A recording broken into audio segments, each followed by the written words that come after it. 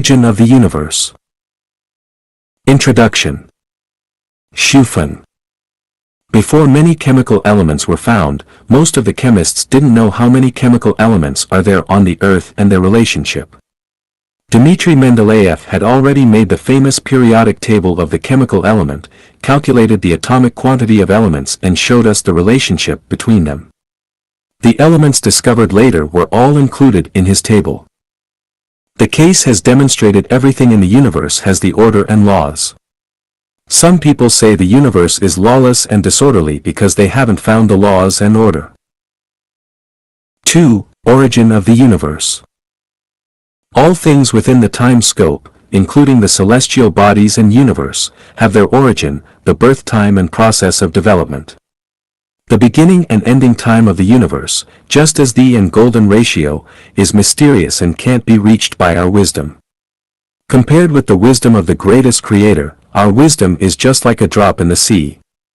I would like to share my knowledge of the beginning of the universe gained while my mind was in peace. When I am seeking what things in the universe are eternal, when I am thinking about the resurrection in the Bible, when I am meditating the life is like a dream and all the four elements, earth, water, fire and air of which the world is made, are void, in the Buddhist scripture, when I am trying to figure out the source of Tao in the Tao Te Ching, when I ask myself why I would go to the mortal world, why we exist and where we are going, I have known the beginning process of the universe. However, when I am delighted to think I have found the mystery of the universe, I suddenly realized that this mystery of the universe beginning was explained by the humans, the ancestors of Dragon Nation, 6,000 years ago. It is like an empty Everest climber, after reaching the peak after multiple difficulties, finds someone else has left his footprint on it. Thus, I am not bold enough to claim myself as the first one knowing the universe beginning. I only wish to add some details based on the wisdom of the past talents. The river diagram, the Book of Changes and the Yellow Emperor's Book of Internal Medicine have told us the process of the universe beginning is, Wuji generates Taiji, Taiji generates two polarities, the two polarities produce the four directions, the four directions create the 8. 3. Before the existing of the universe, it was Wuji. What is the state of Wuji? Wuji is the state of neither in nor out, neither big nor small, neither bound nor edge, neither null nor true, neither time nor space, neither material or spirit. It is clear, chaos, everything and nothing. The detailed explanation of the state can't be completed even in a book containing 1 million words. I just want to stick to one point. According to the estimation of the paleontologists, the Earth was born about 4.5 billion years ago. Then where was the Earth before it was born? We can only conclude that it was in Wuji before it was born, just like the human beings. We were also in Wuji before we were born. Because the whole universe was in Wuji before it was born, Wuji contains everything. But where is Wuji? A thing without time, space, material, spirit, inside, outside, large size, small size, border, edge, firmness or emptiness can only be described by the word shapeless and visionary. However, Wuji doesn't mean it contains nothing. Instead, it contains everything. It has nothing and everything at the same time. That's why the Diamond Sutra was profound and difficult to understand. For example, if Tathagata explains the laws, don't believe it. The laws can't be explained. If explained, they are not the laws or not the lawless. The Buddhism is no Buddhism. The name of Anagami is Bulai. But actually Bulai doesn't exist. So Anagami is called Anagami. The solemn Buddhist is not solemn. It is called the solemn. Tathagata says the world is not the world. So it is called the world. I should eliminate all life. After doing that, I found no life has been eliminated. And so on. If we don't know the origin of the universe, it is very difficult for us to understand the above Buddha words. If we can fully understand the above non-Buddha words, we will know the origin of the universe. Before everything was born, they were in Wuji. So Wuji means everything. We wish to take an example from the mythical novel Journey to the West to imagine the space in Wuji. Monk Tang and his apprentices entered the disguised monastery. The Monkey King was trapped in the gold symbol by the demon head. So how big or how small was this gold symbol? No matter how high or how low the Monkey King could transform himself, the symbol could change too following him. The Wuji space before the universe was born was in the state as the symbol. It was extremely large and extremely small. The space described in Einstein's general theory of relativity just refers to the space above mentioned. The size of the space is not decided by the energy. However, it is decided by the existence of matters. The more matters are transformed from the energy, the larger the space will be and vice versa. If there is no matter, there will no space. It's the same as the relationship between the Monkey King and the gold symbol. The space in the symbol is decided by the size of the Monkey King transforms himself. The traditional science believes that space is like a box and the material is a particle in the box.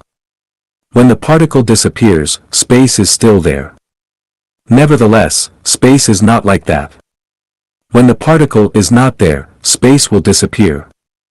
Space is determined by the distribution of particles.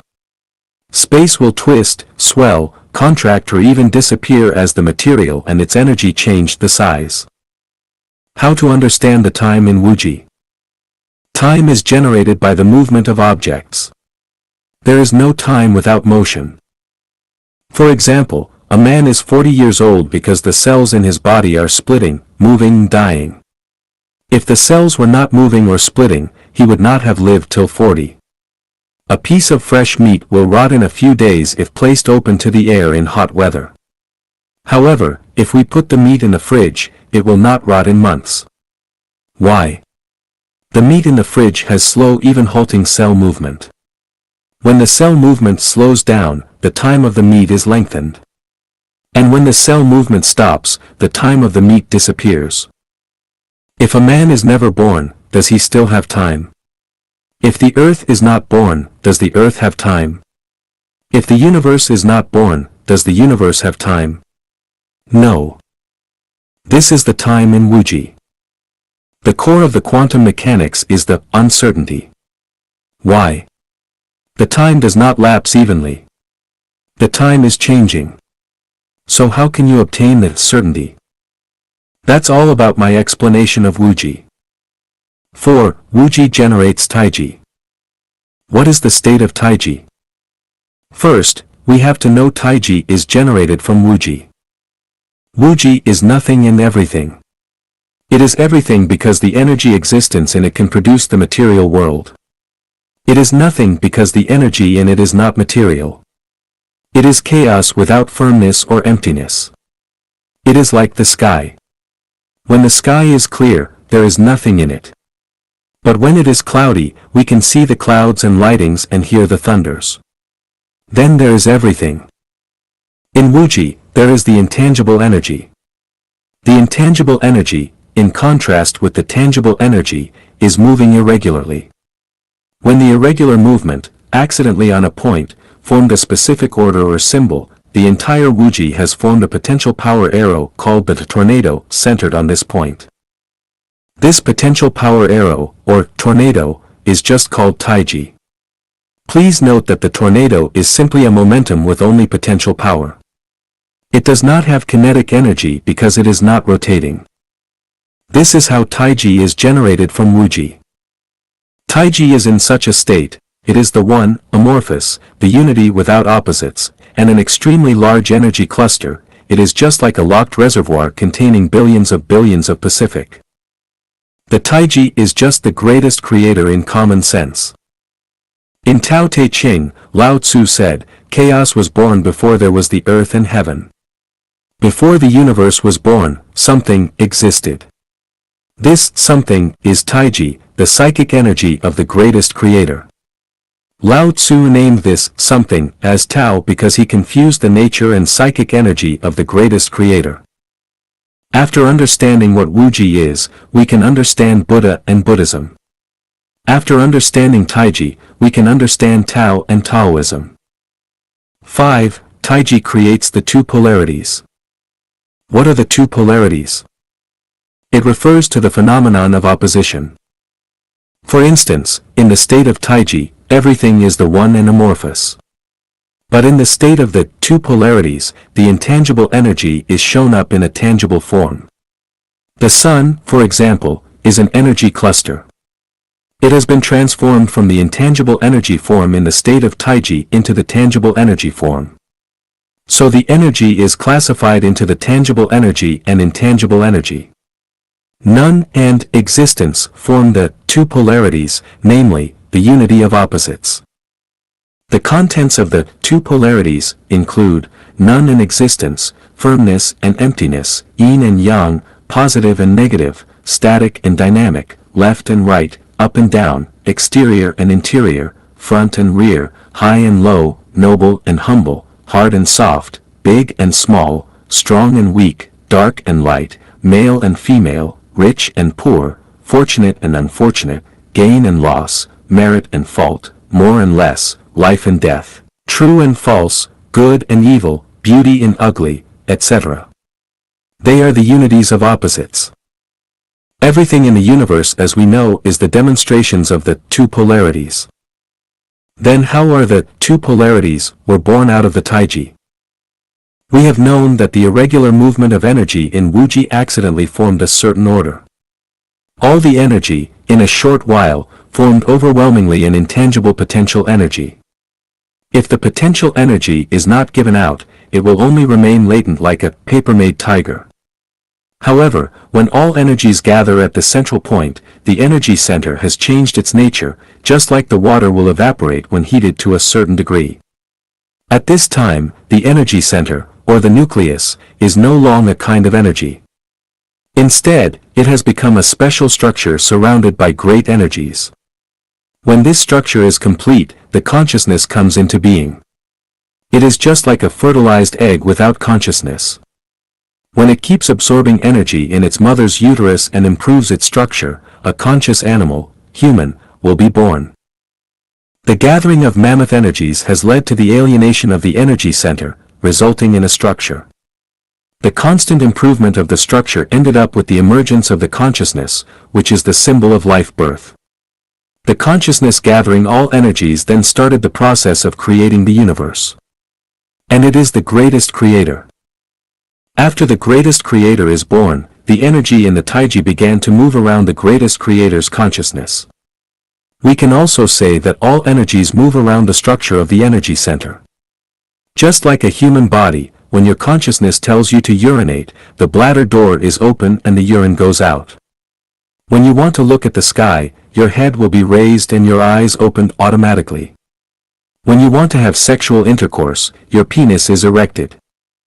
After the greatest creator is born, the two polarities come into being, the celestial bodies show up, the celestial movement begins, the unlimited space is born, the time starts and everything gets into the movement cycle of life and death.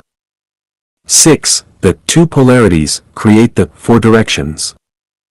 The two polarities have brought about the four directions. There is south, north, east and west. There is front, rear, left and right. There is life, growth, decline and death. There is quadrant 1, 2, 3 and 4 in the function image. 7. The four directions create the 8 trigrams. Because there is south, north, east and west, there are now 8 directions including the east, southeast, south, southwest, west, northwest, north and northeast. The 8 directions are called Qian, Dui, Li, Zhen, Sun, Kan, Zhen and Kun respectively, forming the 8 trigrams. Each direction has its special meaning. Each direction has its different chance changes. Let's take a person as an example. If he remains healthy in the south, he might find it difficult to get accustomed to the north. If nothing goes smooth in the east, he may achieve success in the west and the ugly duckling might become the white swan. Even grass will have different growth model and blossoming timing in different directions and locations. 8. The permutation and combination of the 8 trigrams, Qian, Dui, Li, Zhen, Sun, Kan, Gen, and Kuan, produced the 64 trigrams. The 64 trigrams are corresponding to the 64 factors in the universe. But as to the details of these 64 factors, because they are related to all the mysteries in the universe and hidden to the common people, even the King Wen of Zhou in the canonization of the gods didn't know all of them. And the most achieved Taoists in China only knew a few of the factors. Sakyamuni masters half of them, and Jesus only knows a few more than Sakyamuni does. We often hear people say, no disclosure of the heaven secrets. The heaven secrets are just hidden in the 64 trigrams. The permutation and combination of the 64 trigrams have caused the birth and death of all things in the universe. The things that you can't imagine are just the combination of two factors. The power of Jesus lies in his mastery of the formula of these factors. The birth and death of all things, the limitless mysteries and all changes and movements in the universe are hidden in the permutation and combination, formula, of these 64 trigrams. No coming, no going, the time-space ends and origin shows up. This is the brief process of the birth of the universe. Overview of the universe. Xiefeng. The universe is the order. The universe exists as the order and remains relatively stable with the total energies reaching zero. The definition of the universe. The space with the negative and positive energies reaching zero is called the universe. Or the space with the balanced matter and antimatter is called the universe. The shape and structure of the universe. The universe is called the large universe and small universe. The borderless one is called the large universe and the one with borders is called the small universe. The large universe is made up of numerous small universes. Pi equals 3.1415926535589. It is the symbol of the large universe, which is limitless, no cycling, endless, vast and eternal. The small universe is the relatively secluded and independent galaxy space in the large universe, like the swirls in the river. Each swirl is a relatively independent rotating space. It's also like the eggs in a henhouse in which each egg is an independent and secluded space. The Earth we live on is in a small universe. We might as well call this universe the Earth universe to distinguish it from the other small universes. The Earth universe is a saucer-shaped Taiji oval with its edge covered by a layer of high-energy clouds. The layer of high-energy clouds is the crust of the Earth universe. At the same time, it functions like the stator of a motor. It is a rotating magnetic field, pushing the things on the Earth universe to rotate counterclockwise. The structure of the Earth universe is an oval-shaped rotating object composed of yin and yang, the two meshing revolvers, just like the Taiji diagram of Taoism in China. The difference is that the Taiji diagram is a circle while the Earth universe is a Taiji oval body. We call the Taiji oval body the Low Rotary Galaxy, in which there are almost 3,000 rotary river galaxies. Each rotary river galaxy is a relatively independent rotating one. In each rotary river galaxy there are almost 3,000 Milky Way systems with each containing almost 3,000 solar systems. The rotating rate of each celestial body and galaxy seems to be constant. But the fact is that the rate is changing all the time.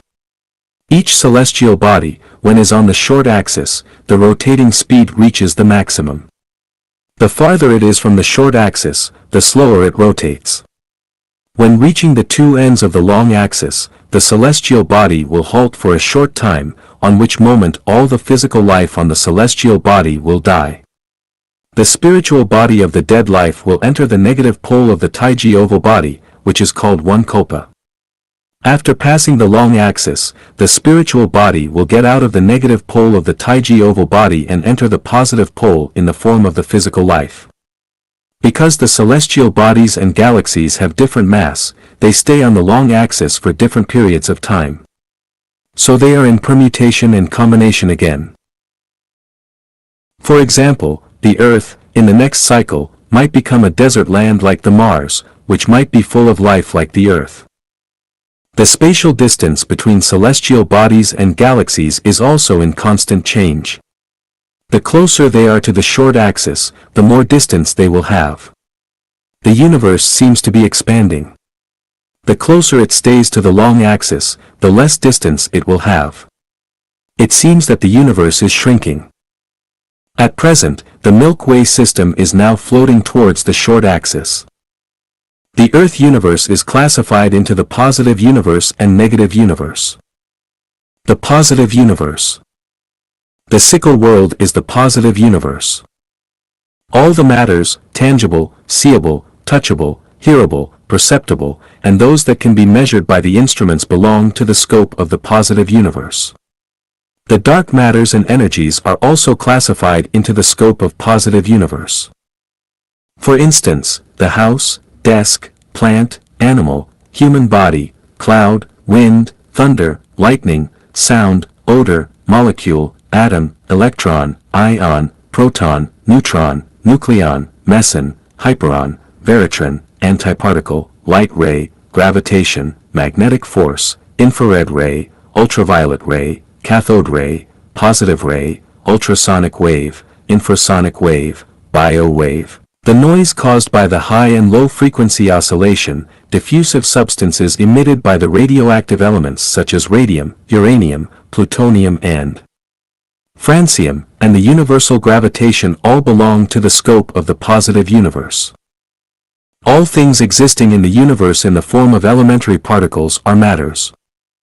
The physical world is the world that can be explained and will be explained by the science. The scope can be explained by the science belongs to the scope of matters. The scope that can't be explained by the science belongs to the superstitious scope not accepted by the people. When science tries to explain the things beyond the material world, it is not science anymore. Instead, it is called the anti-science or superscience. All the religions and the superstitious things are the super-science that stands against the science. The negative universe. The anti-world is the negative universe. All the super-matters, intangible, and others that can't be seen, heard, touched, measured, or felt but affect the material world all belong to the scope of the negative world. For instance, the universal repulsion, time, space, spirit, consciousness, thinking, soul, life soul, belong to the non-materials. The belief, Tao, law, order, spell and Buddhism belong to the non-materials. The angel, God, ghost, Buddha, devil and other amorphous life are the non-materials. The dream scene, origin of the spiritual feeling, the bridge of the telepathy, the passage of the thinking telepathy, the paradise, the hell, Allah, ancestor of the Buddha, Yahweh and their residences, the zero world, the heaven world, the venue of the gods, and the Elysium where the spiritual body goes to after the dies all belong to the scope of the negative universe. The fantasy is no fantasy, and the reality is no reality, and the seeable is not usable, and the usable is not seeable, as believed by the Taoists belong to the scope of the negative universe. All energies and energy groups that do not exist in the universe in the form of the elementary particles are the antimatters. The positive universe can be explained by the science and is easy to be understood. The negative universe, till now, can only be felt by the people not very clearly. It can't be explained by the science and is difficult to understand. The negative universe is the anti-world. The negative universe is the origin of the matters. The material world is the reflection of the anti-world and image of the negative universe. Everything in the material world is in constant movement and change. They have birth and death. On the contrary, everything in the negative world exists in the relatively eternal state. The law of the universe, the unity of the opposites. Everything in the universe exists in unity of opposites, such as yin and yang, positive and negative, man and woman, male and female, front and rear, exterior and interior, high and low, up and down, firmness and emptiness, glory and shame, static and dynamic, noble and humble, weak and strong, rich and poor, merit and fault, fortunate and unfortunate, gain and loss, forward and backward, more and less, day and night, past and future, tangible and intangible, life and death. Each pair depends on each other. Without one, the opposite one will not exist. The unity of the opposites is the presentation of the universe nature. However, it is a major law of the universe existence. The negative is there because of the positive, and the universal repulsive force is there because of the universal gravitation. It is the same with the matter and antimatter, particle and non-antiparticle, photon and antiphoton, energy and negative energy, the left rotation and right rotation, and the mortal world and the fairy world. You can find the black where you find the white and the male where you find the female. It is the same with the life and death, flesh and soul, paradise and hell, law and lawless, chaos and peace. When the whole society is seeking wealth, there must be some people seeking knowledge. When the whole society is at peace, some force must be preparing for the riot. When all the human beings face the disaster because they have violated the God's orders, the representatives sent by the God and Buddha will help them to wake up. The extremely dynamic will lead to the static, and vice versa. The movement of the universe. The movement of the large universe is initiated and operated by the structure in the Taiji Energy Cluster Center. That is to say, it is initiated and operated by the consciousness of the greatest creator. The small universe, where the Earth lies in, is fueled by the hull of the Earth universe, which is a rotating magnetic field belt. In the universe there are two groups of energies with the opposite nature, like the action and the reaction. They have the different power but reverse directions. So the total energy stands at zero. These two groups of energies are the Buddhist power maintaining the orderly operation, stability, and balance of the universe. If we add these two groups of energies, we will get zero. However, when either group is more powerful than the other, the universe will disappear immediately. For instance, the universal gravitation and the universal repulsive force have the same power and opposite movement directions. Because the total is zero, the solar system, the Milky Way system, the low rotary system and rotary river system move in an orderly way. If there is only the universal gravitation without the universal repulsive force, all the celestial movement in the universe will become the direct line movement and join together in the ultra-light speed. So the universe will disappear immediately. If there is only the universal repulsive force without the universal gravitation, there will not be the rotations of the celestial bodies in the universe. The Earth will not move around the Sun and all the celestial movement will become the direct line movement. The celestial bodies will expand rapidly at the ultralight speed. In the end, they will burn and die and the universe will disappear, too. In the human society, the science and superstitious are also two groups of energies with equal power and mutual repulsion with total zero energy. There is no science without the superstitious and vice versa. These two forces constrain each other and move forward together. The more developed the science is, the more active the superstitious activities will become, because the science will prove that the superstitious is not superstitious at all. Instead, it is the superscience. On the other hand, the more powerful the superstitious is, the more developed the science will be, because the superstitious will expand the scope of the science. The science and the superstitious is a unity of the opposites. The science finds it impossible to eliminate the superstitious, which also finds it impossible to eliminate the science. The positive universe is levo-rotation and the negative universe is dextro-rotation. The point for understanding the universe. The correct understanding of the universe will help us build the correct universe concept, world concept and life concept. When we gradually know about the negative universe, there are fewer mysteries left behind for the world. We will know our past and future, Buddha, Buddhism, Tao and Taoism, Jesus, and the greatest creator. We can face the death and the life sufferings peacefully. In particular, when have made self-improvement and self-refinery to a certain degree, see the 1,000-year world, 10,000-year world and the Elysium world, we will long for them, just like those people live in the poor countries suddenly see what the developed countries are like in TV. We will know what we should do and will discover the value and mysteries in the life Chanyuan. You might think that the 10,000-year world hundreds of thousands of light years away is much too far away. But the distance is just one step. People living a few hundred years ago used to think that there was a long distance between the Cape of Good Hope and San Francisco of the States. But today we know it will only take us 2 days to get there. And instant reaching can be achieved via telephone or internet. When we have dreams, the spiritual human body gets out of the flesh body and reaches his friends or relatives far away in a short distance. Even, the spiritual body can follow the time axis to meet with the deceased friends or relatives. For the spiritual bodies, there is no distance of time and space.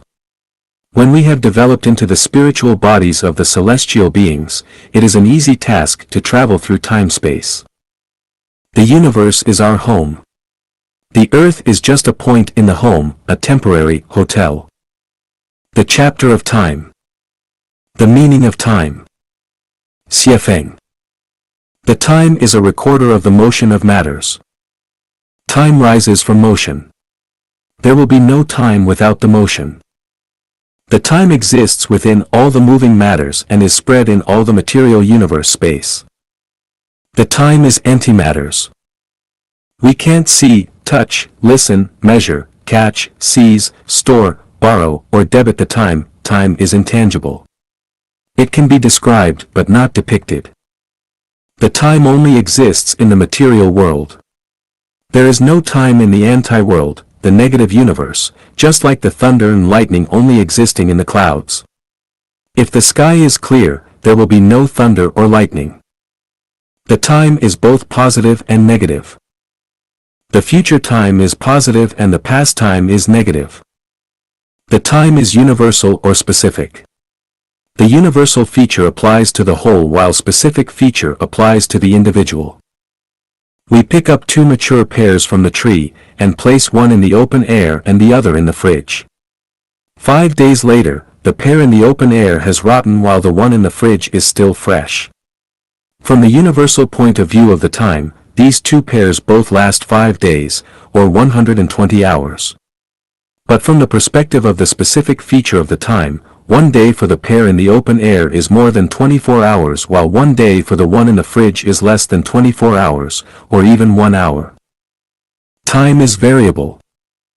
In different spaces, time is different. The humans regulates that 1 rotation of the earth is a day and 1 revolving of the earth around the sun is a year. 1 revolving of the moon around the earth is a month, lunar calendar. 1 day contains 24 hours and each hour has 60 minutes. The regulations have given convenience to the human activities and the whole world can work and rest regularly in the same time system. The above calculation is made on the premise that the certain object on the earth remains still. For the objects in motion, the time is a variable. For instance, you take a spaceship and fly to the east. According to the traveling speed of the spaceship, you will spend less than 24 hours a day. The faster the speed is, the less the time you spend. If the spaceship has the same speed as the Earth rotation, 1 day has 24 hours for you. If the spaceship flies to the west and exceeds the speed of the Earth rotation, the 1 day of yours is more than 24 hours. If the 1 day of yours has 240 hours, it has 2,400 hours for the people living on the earth. If you maintain the movement state, you will not feel the existence of time. 50 years later when you come back to the earth, you will find your friends in childhood have all become elderly while you are still a young man. Different locations have different time. What we mean by New York time, Beijing time, London time, etc. account for the above statement. Different zones also have different time.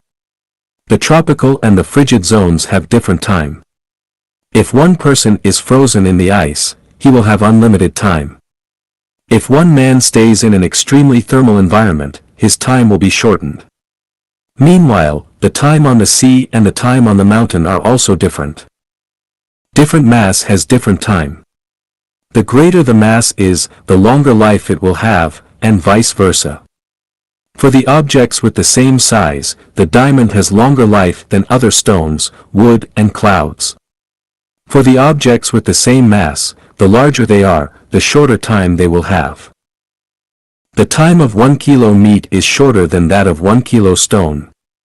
For the people with the same weight, the higher he is, the shorter time he will have. The time of the people living on the earth is longer than that of those living on the moon. For instance, a man who can live 80 years on the earth can only live 30 years on the moon. Different universe spaces have different time. The time on the moon is different from that on the earth. The time on the earth is different from that in the sun. The man who can live 100 years on the earth can live 1,000 years in the 1,000-year world and 30,000 years in the 10,000-year world. The main reason is that the earth, the 1,000-year world planet and the 10,000-year world planet have different mass. The so-called 1 day in the heaven equals 1 year in the mortal world is because they are in different spaces. The time can be expanded or compressed. The higher speed the objects have, the more compressed the time will be, and vice versa. For instance, two people start from the same line and walk towards the same goal. He who walks faster will reach the goal. His time has been compressed. The other one just walks slowly, stopping at times, picking up gravels on the ground, touching the grass, saying hell to the bird and bye-bye to the cloud. He will reach the goal later. His time has been expanded. The time of life. Because life is composed of matters, flesh body, and antimatters, spiritual body, the time has two meaning for the life, too. For the flesh body of the life, time is eternal. That is to say, the flesh body of the life will have the process of birth, growth, aging and death. No power can stop the process. The humans can't have the eternal time. But the spiritual body of the life is antimatter, which is not limited or constrained by the time and can cycle in the limitless space. For the flesh body, the time is vertical and composed of the past, present and the future. For the spiritual body, the time is horizontal. From either point of the life, the spiritual body can enter the horizontal time, going beyond life and death and entering the eternal time-space. In the virtual function image, x-axis represents the time attributes in the scope of matters while z-axis stands for the time attributes in the scope of antimatters. X-axis is vertical and the z-axis is horizontal. X-axis only travels in the space of the past, present and future. And the z-axis can get out of the constraint of the present in a short time and enter another space. So we can conclude that when a person dies, only his flesh body dies. The spiritual body of his life follows z-axis, at the time point of his death, entering another time-space and starting a new life in it. 3. The surmounting of time. Perception and surmounting. Perception. Time changes everything. Time is the key factor to the deformation of objects. The mountain 1,000 years ago was different from what it is today. The river 100 years ago was not the same as it is like today. The person 10 years ago is different from what he is today. It is the same with the tree, flower, moth, cloud, meat, spark and thunder. Without the movement, there is no time. If there is no orbiting of the earth around the sun, there is no such time as the year. If there is no earth rotation, there is no such time as the day. If there is no revolving of the moon around the earth, there is no such time as the month. And there will not be minute, hour, or second. The time will be zero. So without movement, there will be no time. Without the time, everything will be eternal. As far as the object relativity is concerned, when two objects have the same running speed, the time between them is zero. When the moon revolves around the earth at the same speed with the earth rotation, there will be no month. When the earth revolves around the sun at the same speed of the light speed, the time in the universal meaning will disappear. Or we say the time in the narrow definition stops while the time in the broad definition still exists and affects the life on the earth. As far as the objects themselves are concerned, the faster they move, the quicker the time runs and the shorter life they have, and vice versa. For instance, there are two cars, A and B. Car A drives at 120 km per hour and car B at 60 km, contrasted with other objects, these two cars all run 1 hour. But for car A, the time is 2 times more than car B. If car B is scrapped in 10 years' time, car A will be scrapped in 5 years. For humans, excluding other factors, and we only focus on the impact of speed on human life, the people who do things slowly and orderly will live longer than those always living in a hurry and with efficiency. The late maturing kids will have longer life than the early mature kids. The shepherds live longer than the athletes. The nuns live longer than the prostitutes. And Taoists live longer than the worldly people. Time changes everything. And everything exists in the specific time. To attain eternal existence for an object, we must make the time eternal where it exists. Time determines everything. In the scope of time, everything is empty and illusion. You work hard persistently, but what are you creating? As a matter of fact, you are pursing the illusion. Does the Roman Empire still exist now? Who can remember the name of your grand-grandfather? Some people might think that your merits will be written in the history and your name will be admired by generations of people. But the fact is that the earth will one day perish when it moves to the long axis of the earth universe. Or several hundred years later, the human society will have fundamental changes and your merits will turn to dust and ashes. Who will mourn you every day? Please stop the narcissism and self-cheating. The positive time ages the objects while the negative time returns the objects from old age to the young age. Looking into the future, we will become older. Looking back to the past, we become younger. Follow the time, we become mortal. Reversing the time, we become the celestial beings. For the material world, the time is eternal. For the human beings, the time is short because we are not able to gain the eternal existence in the material world. The short life, for us, is valuable. We are wasting our time if we focus on seeking the material benefits instead of on seeking the surmounting of time in the limited life. Though the life is short, we must learn how to use our time. If we don't know the mysteries of the universe and the essence of life, our life will be bitter, misery and unhappy even if we live 1,000 years. Surmounting. The movement of polarities. On the one hand, the time only exists in the material world. Time generates from the motion of matter. There will be no time without the motion of matter. The food and vegetables stored in the fridge can be kept long because their motion has been greatly reduced. If a car drives 10,000 kilometers a year, it will be scrapped 30 years later. However, if it drives 30,000 kilometers a year, I will be scrapped in 1 year. If a man works hard day and night, ponders day and night, seeks the immediate interest, desires for things eagerly, and finds it difficult to control his temper, he will have shorter life. If he has peaceful mind and peaceful life, he will have longer life, thus surmounting the time. On the other hand, because the anti-world has no time, we will make full use of the antimatter energy to break through the limit and constraint of the time. The spirit, consciousness, thinking, belief and soul of human beings are all the antimatters. If we live in the world of these antimatters, time will have no impact on us and we can surmount it. The spirit, consciousness, thinking, belief and soul of humans are connected with the whole negative universe, the anti-world. The achievement will be made by your thinking, by Shui Binyi, the art of application lies in the heart, by Taoists, Tao abides in non-action, yet nothing is left undone, by Lao Tzu, mind rises from no certain things. By Sakyamuni, the richness lies in the heart rather than the worldly belongs.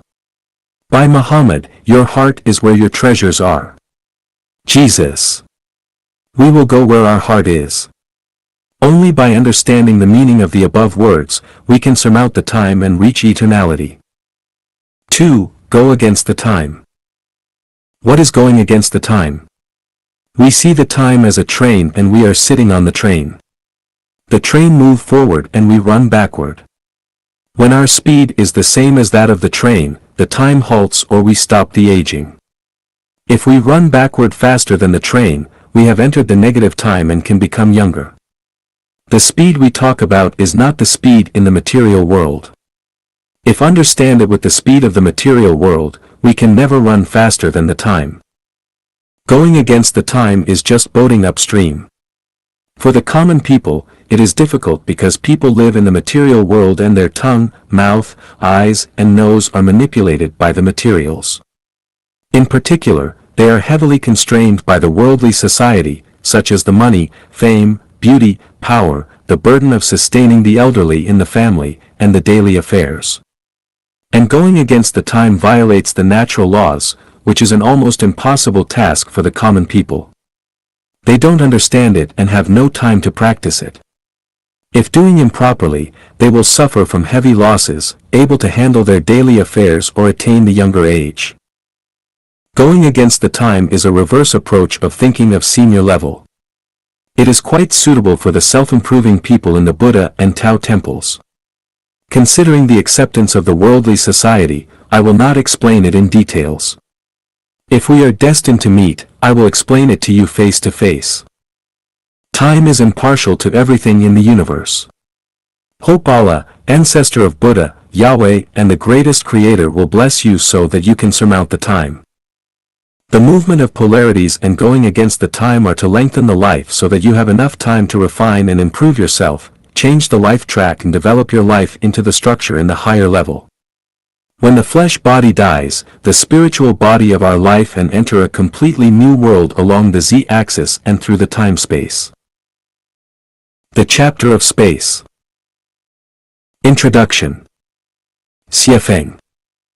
Till now, humans are familiar with only one side of the space, namely, they only know the space of the material world and don't understand the space in the anti-world. We falsely believe that only the environment on the Earth is suitable for human living. And after landing on the Moon and taking photos of the Mars, we are, after short-time excitement, sad to feel that the neighbors of the Earth are not suitable for human living and it is an impossible task to reach the more distant planets. Tragedies happen frequently due to our knowledge shortage of the negative universe.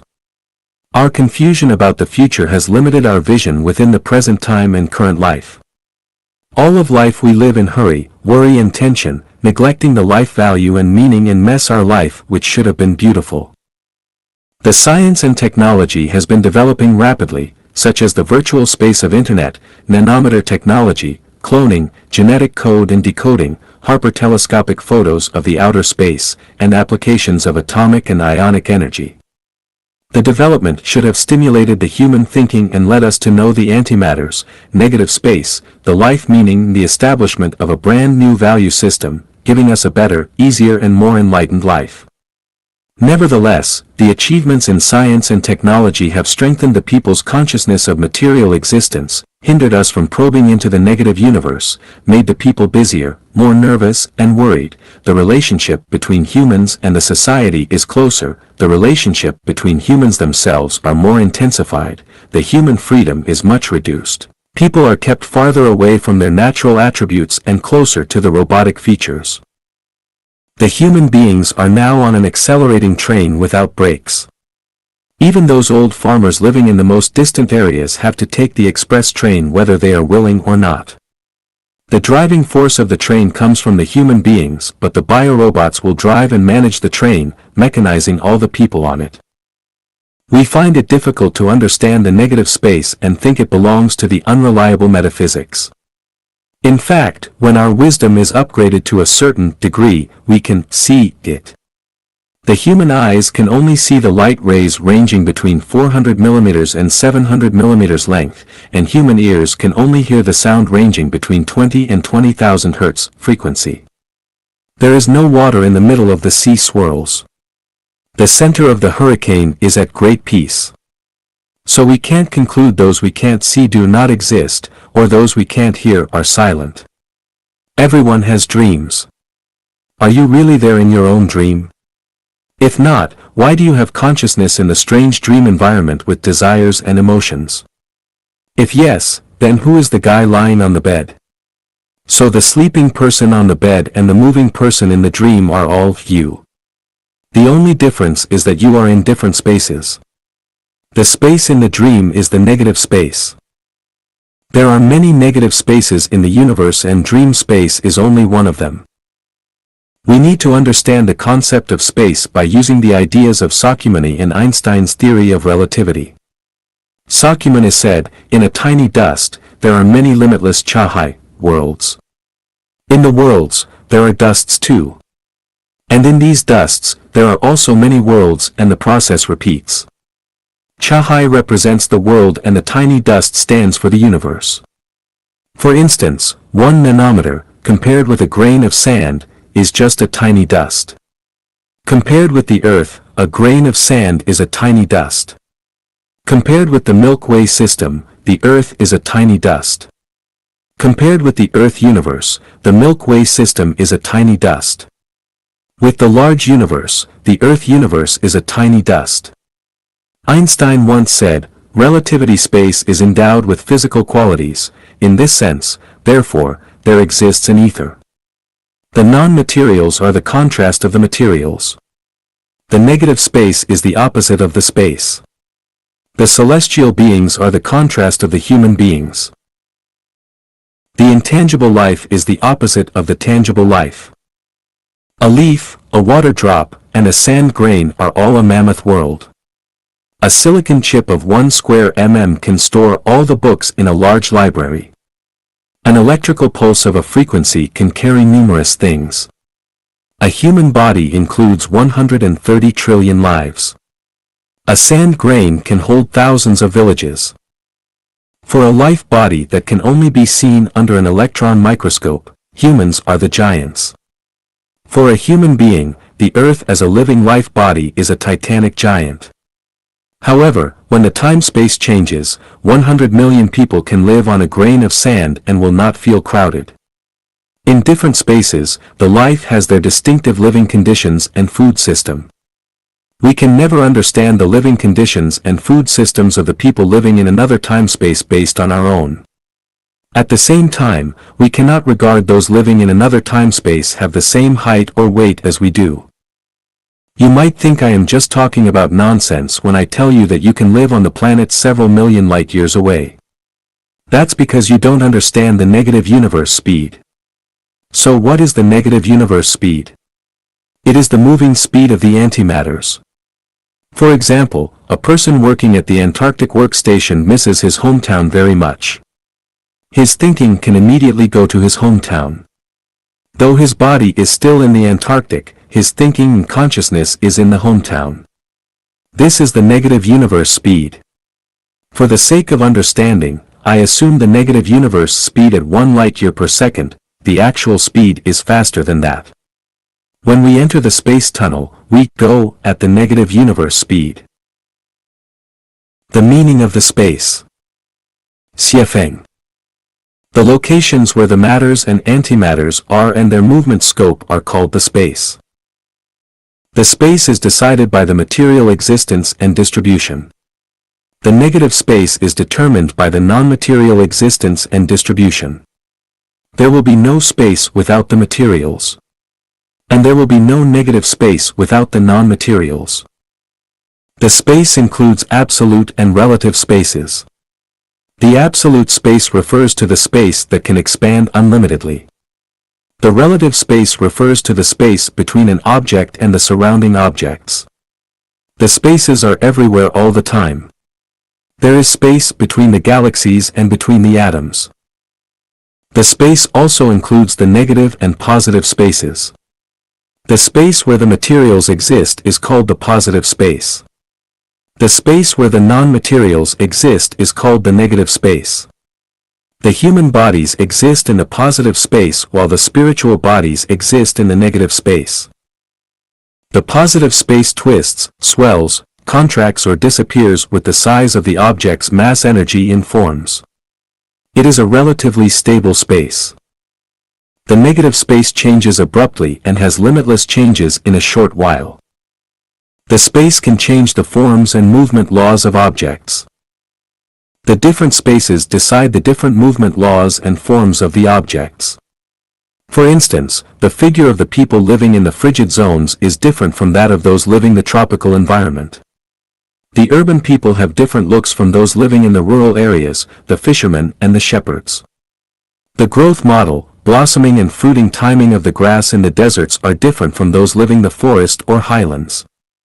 The monkeys in the scenic areas have different capability of survival from those living in the forests.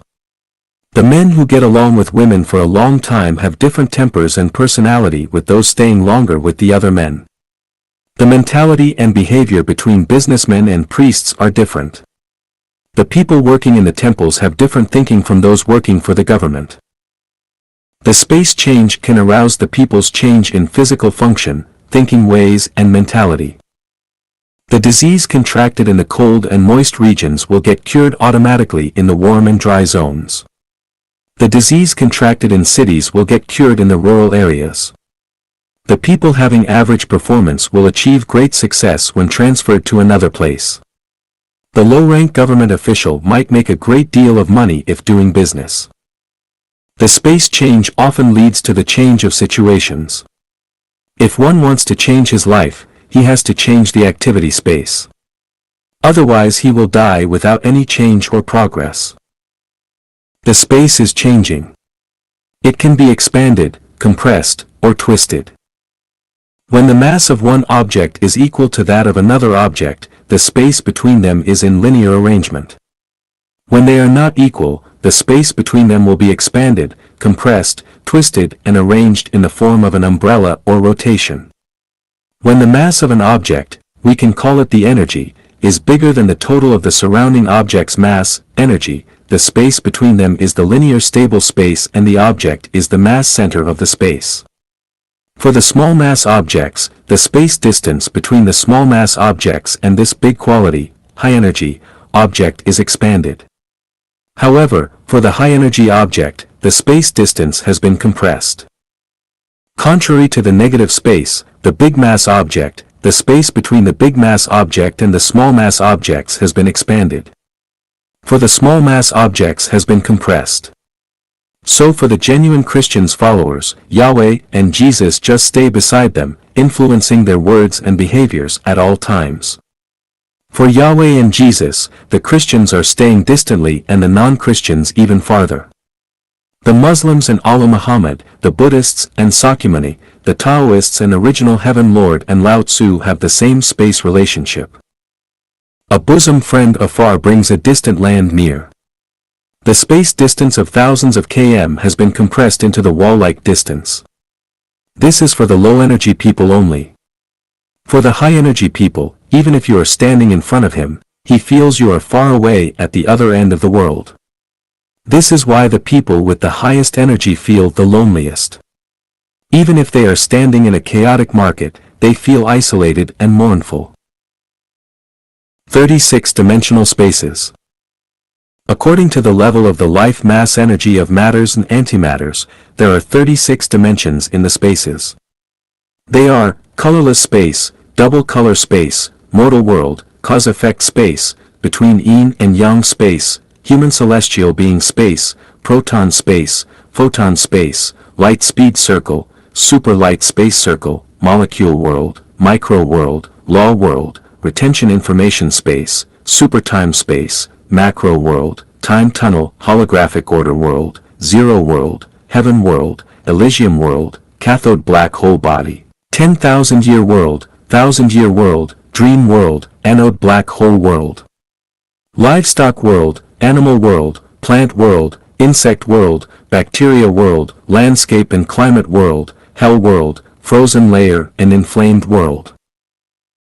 One-dimensional space, colorless space.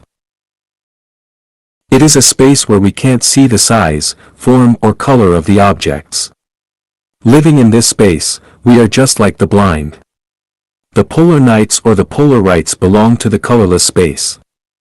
The Taiji space before the universe is born is a one-dimensional space. For the humans, the anti-world is a one-dimensional space. All the antimatters are one-dimensional in nature. That's why we can't see the consciousness, thinking, soul, Buddha, celestial being, Tao, law, heaven world, Elysium world, dream world, hell world, frozen layer or inflamed layer. From the perspective of the one-dimensional space of the antimatters, all of us human beings are the blind people.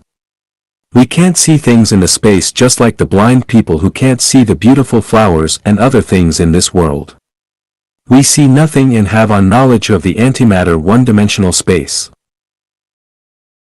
Two-dimensional space, the double color space. In this space, the objects have sizes and forms. But they only have the light and shade colors. For instance, the achromatopsia people live in the double color space. The scenes in the hell world, frozen layer and inflamed layer are just like the images in black and white TV with only light and shade colors. If one person judges things only by good and bad, true and false, good and evil, and beauty and ugly, instead of seeing the bad and the good and the bad, the false and the true and the false, the good and the evil and the good, the beauty and the ugly and the beauty, the static and the dynamic and the static, his thinking would be the achromatopsia thinking, and he actually lives in the two-dimensional world. The space which only has the direct lines without curves, and the direct lines have no obliquity from the perspective of either primary vision, overlook or sectional view, is the two-dimensional space. Three-dimensional space, mortal world. In this space substances have forms and sizes are rich in colors. The space is constantly changing. The mortal world is a three-dimensional space. 98% of the human population, most of the animals, except the birds, live in this space. The three-dimensional space is a knotless space. The movement of all matters is a knotless line, just like a rope fastened to a person's foot. No matter how many turns he or she makes, no matter which direction he or she goes, though the rope has many twists or pile into a geometric pattern, it will become a straight when we pull the two ends of it. And there is no knot in this line. The three-dimensional space is a relatively simple and V space. It is a space where we live without making efforts. Four-dimensional space, the karma space.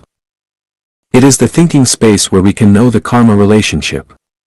The human beings walk in the three-dimensional space while the birds fly in the four-dimensional space. The flight route of the birds can have knots. So the four-dimensional space is the knotted space. From the perspective of the three-dimensional space, we can only see the part of the tree above the ground. However, from the perspective of the four-dimensional space, we can see the tree roots under the ground.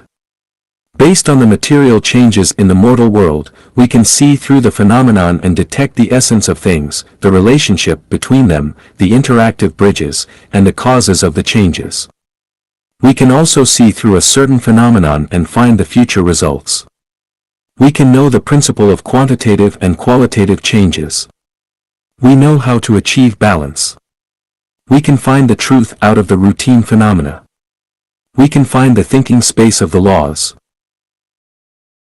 For instance, we can perceive the universal gravitation when seeing the apple falling to the ground. We can think about the movement rules and direction of the universe when seeing the vine growing in spirals. We can reach the knowledge about the terrestrial magnetism and ocean currents when we see the swirls formed by releasing the water out of the bathtub. We can know the function of the motion power when we see the kettle lid jumping as the water boils. We can perceive the irrigation and power generation when seeing the wind and tides. We can know about the disease and disease-spreading ways when we see the bacteria under the microscope. We can get the mystery of the genes when we see the different forms of the objects. We can conclude the life origin from the gene invariants and genetic features. We can know about a person's health and personality when see his complexion and face. We can predict a person's future success or failure when seeing his behaviors and listening to his words. We can see the rise and fall of a dynasty by observing the dedication of the government officials and the mentality of the civilians. Those living in the four-dimensional space include the greatest scientists such as Newton, Einstein, Stephen Hawking, Euclid, Copernicus, Mendel, Heisenberg, Kepler, Dalton, Röntgen, Mendeleev, Planck, Pasteur, the political leaders such as Washington, Mao Zedong, Constantine the Great, Peter the Great, Toyotomi Hideyoshi, Augustus, and Caesar, the musicians such as Beethoven, Handel and Bach. The philosophers such as Aristotle, Plato, and Bacon. 5-dimensional between yin and yang space. It is the rim space in the crossing between the matters and antimatters and between the space and the negative space. 3 types of people find it easy to enter this space. The first type is the specialists in a field. When one person is addicted to or reaches the peak in the study of one issue or one thing, he feels, though not very clearly, the existence of supermaterials. Sometimes he feels he can't find the interconnection bonds between the things in the actual world. Sometimes he feels that something happens in an incredible way. For instance, why the people who have dug the tombs of the Egyptian pharaoh die a natural death? Why did one of the twins feel worried at the same moment when his brother died from the traffic accident thousands of miles away? Why could the girl called Shanti Devi born in Delhi of India in 1926 tell exactly the things in her former cycle of life, which proved to be true? Why was the coffin of famous American actor Charles Cleveland, who died in 1899 and buried in Galveston of Texas, brought into the sea by the tides, floating 28 years and 3,000 kilometers before reaching his hometown, the Prince Edward Island? These things have made him feel that the things he used to study were much too trivial and insignificant. He still can't tell what's true and what's false when faced with the matters and antimatters. All things seem to the reality and the fantasy at the same time. If his flesh body dies now, his spiritual body will be in the state of puzzlement. Though his flesh body has died, the spiritual body of his can't find the way out and can only roam in the edgy place when the material world is connected with the non-material world. The second type is those who practice or improve himself blindly.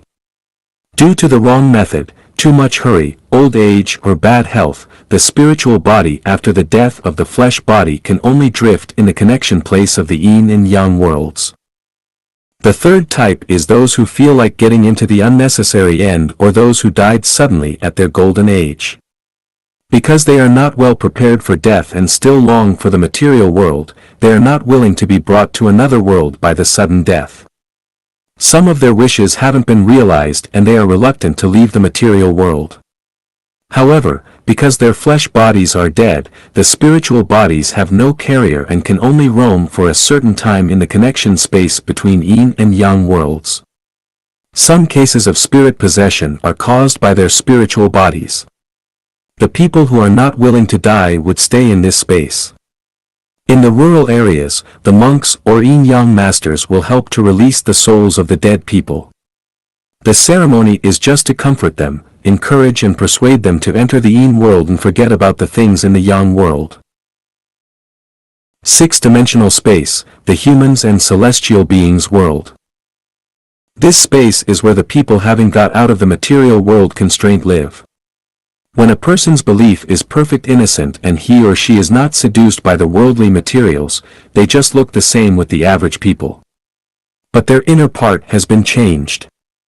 They have known the negative universe is the origin of the matters, everything in the 3-dimensional world is simply the fantasy, the worldly people will get nothing even if they are busy working and struggling all the time, the people will end up in a dream and they are ignorant. The people in this space don't have to work to get something. They work for pleasure, not means of making a living. They have known the Holy Spirit, Buddhism and Taoism. They know how to make use of the energy in the negative universe to serve them. Basically they can make achievement by thinking about them. So they are free of the worries and live an unloaded life. Except for the human celestial beings whose flesh bodies are still alive because of their self-refinery and self-improvement, the few mages, Taoists, Christians, Buddhists, Muslims, and the believer of other regions can also enter this space. 7-dimensional space, the proton world.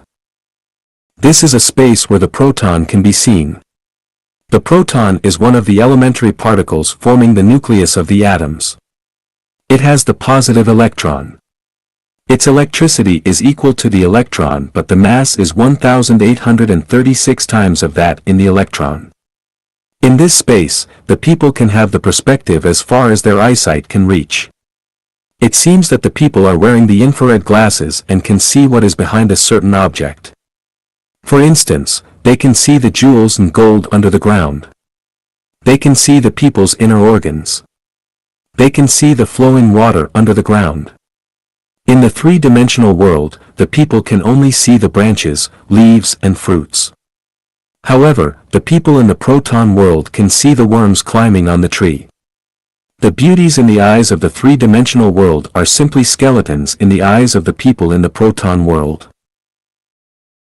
8-dimensional space, the photon world.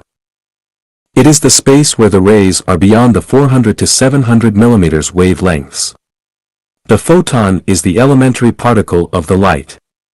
It has certain energy, which changes to the wavelengths. The shorter the wavelength is, the more energy it has. Many lights are invisible to the human eyes. Only those who have certain level of energy can see them. In this space, the people can have the perspective farther than their eyesight range. They can see through the substances with high density, strength and energy. The objects will not show up in their original forms. Instead, they will show up in the form of light in different colors. The substances with low density, strength and energy are invisible just like the molecule in the air. The worldly people busy in the world are just clusters of light-moving molecules. On the contrary, the self-improving people will emit the visible light with different colors based on the strength of their composure and psychokinesis. 9-dimensional space, the light speed circle. The space where the light can reach within 1 second is called the light speed circle. The people in this space can have the remote viewing of things in the distance where the light will reach in 1 second. For instance, though the person is in Africa, he can clearly see his family members living in Asia.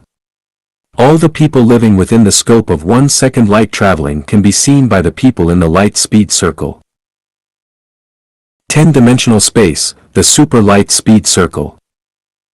The space where the light cannot reach within 1 second is called the light speed circle. The people in this circle can have the trans-space remote viewing. They can see all the scenes beyond the Milky Way system and the Rotary River system, in particular the life situation of the celestial beings in the 1,000-year world and 10,000-year world. 11-dimensional space, the molecule world. It is a space where the thinking energy of the nature shown by the molecules can be seen. The molecule is the smallest particle that can regain the chemical attributes of the original substances and can exist independently. The people in this space can see the nature of each type of molecules. For instance, the blood of an average people in the eyes of the worldly people is seen by the people living in the molecule world as a fully grown person who has his look and personality. If there are 2 drops of blood with 1 drop belonging to a dog and the other to a cow, we ordinary people cannot tell which is dog and which is cow. However, the people living in the molecule world can judge them. They even know the form of the grass by seeing the grass seed. 12-dimensional space, the micro world. It is a space where people can ride a horse in the nanometer space. The tiny particle seen by an ordinary person in the microscope is a large universe system in the eyes of the people living in the micro world, which includes the sun, mountains, rivers, animals, plants, and the park residences for the people. They can build thousands of beautiful villages on a grain of sand. 13-dimensional space, the law world. It is a space where the people can see the energy which causes the matters to change, for instance, the energy that drives the combination of the sperm and egg which later grow into a perfect body. The people in the law world can only see the energy flow. The magnetic line of force, the rays of all kinds and the waves of all kinds are energy flows. They know very clear which place has good or bad feng shui, and who has strong or weak life power. 14-dimensional space, the detention information space. It is the space where the information will stay without diffusion in a short time. Any motion of the matters will leave the information that will not disappear in a short time behind them. All the matters are just like the photographic films, able to record correctly what has happened around them. The detention information space refers to the space which is able to show what has happened. Some police dogs can trace the whereabouts of the people by following the smell they have left days or even months ago. The people with the Buddha eyes can, according to the detention information left by the object's movement, show what happened, for instance, 10 years ago. For example, the room has been the venue of the murdering cases, how it happened, and who the murderer was. 15-dimensional space, the super-time world. It is a space where the people can get rid of the time constraint, follow the time numerical axis and see what will happen or what has happened in a certain place in the future or in the past. For instance, the scenes in the beginnings of universe origin, human origin and life origin, the scenes where the dinosaurs were dominating the earth, the scenes of Adam and Eve living in the Eden, the scenes of the Great Flood in Noah's time, or the life scenes when the earth is controlled by the biorobots in the future. 16-dimensional space, the macro world. The big universe is the macro world. For the people living in the macro world, the Earth universe where we are is just a particle, the solar system is simply a molecule, the Sun is the nucleus, the Earth, the Mercury, the Mars and other 6 planets are just the electrons revolving around the nucleus. 17-dimensional space, the time tunnel. The time network composed of the negative and positive time and dotted the universe space is called the time tunnel. The time tunnel runs through all tangible objects. Each celestial body has its own time tunnel and each person has it, too. Once entering the time tunnel, the time no longer goes ahead like the ticking clock. Instead, the time is fixed and static. It is not like the calendar watch showing the past and future. Instead, the time has become the numerical axis with the 2 ends extending limitlessly. You can choose to live on any point. For example, you can choose to live in the times of dinosaurs, or live in the era when the current human order has been changed to experience the life at that time. 18-dimensional space, the space tunnel. The passage connecting the 36-dimensional spaces is called the space tunnel. For instance, after the flesh body dies in the mortal world, the spiritual body has to pass the space tunnel first before it enters the upper worlds, such as the 1000-year world, or the lower world, such as the animal world. If the angels from the heaven world go to the mortal world for inspection, they have to pass the space tunnel before reaching the mortal world. All the materials in the space tunnel are the antimatters. All the antimatters in the space tunnel move at the rate of the negative universe speed. All the space tunnels pass by the 3-world 2-way continent in the Elysium world. That is to say, the 3-world 2-way continent is the hub of all the space tunnels. The above-mentioned 18-dimensional worlds all are related to the humans. They are the middle worlds of the life activities. When the human science reaches a certain level, they will have sufficient ability to enter either of the above spaces with the help of instruments. The following 18-dimensional worlds will be the spaces which can never be reached by science. The major target of Life Chanyuan is to guide the people to the higher spaces of life. So I will focus on describing and explaining the 1000-year world, 10,000-year world and the Elysium world. The use of space. Xiefeng. The living space is vital for the humans. Different spaces have different life meanings. The ultimate goal of human life should be the senior space life, instead of the junior space life. The space can change the object's form and their movement laws. The space change can trigger the changes in the physical function, thinking modes and activities. The space can be expanded, compressed or twisted. So we have to make full use of the space. Surmounting the space.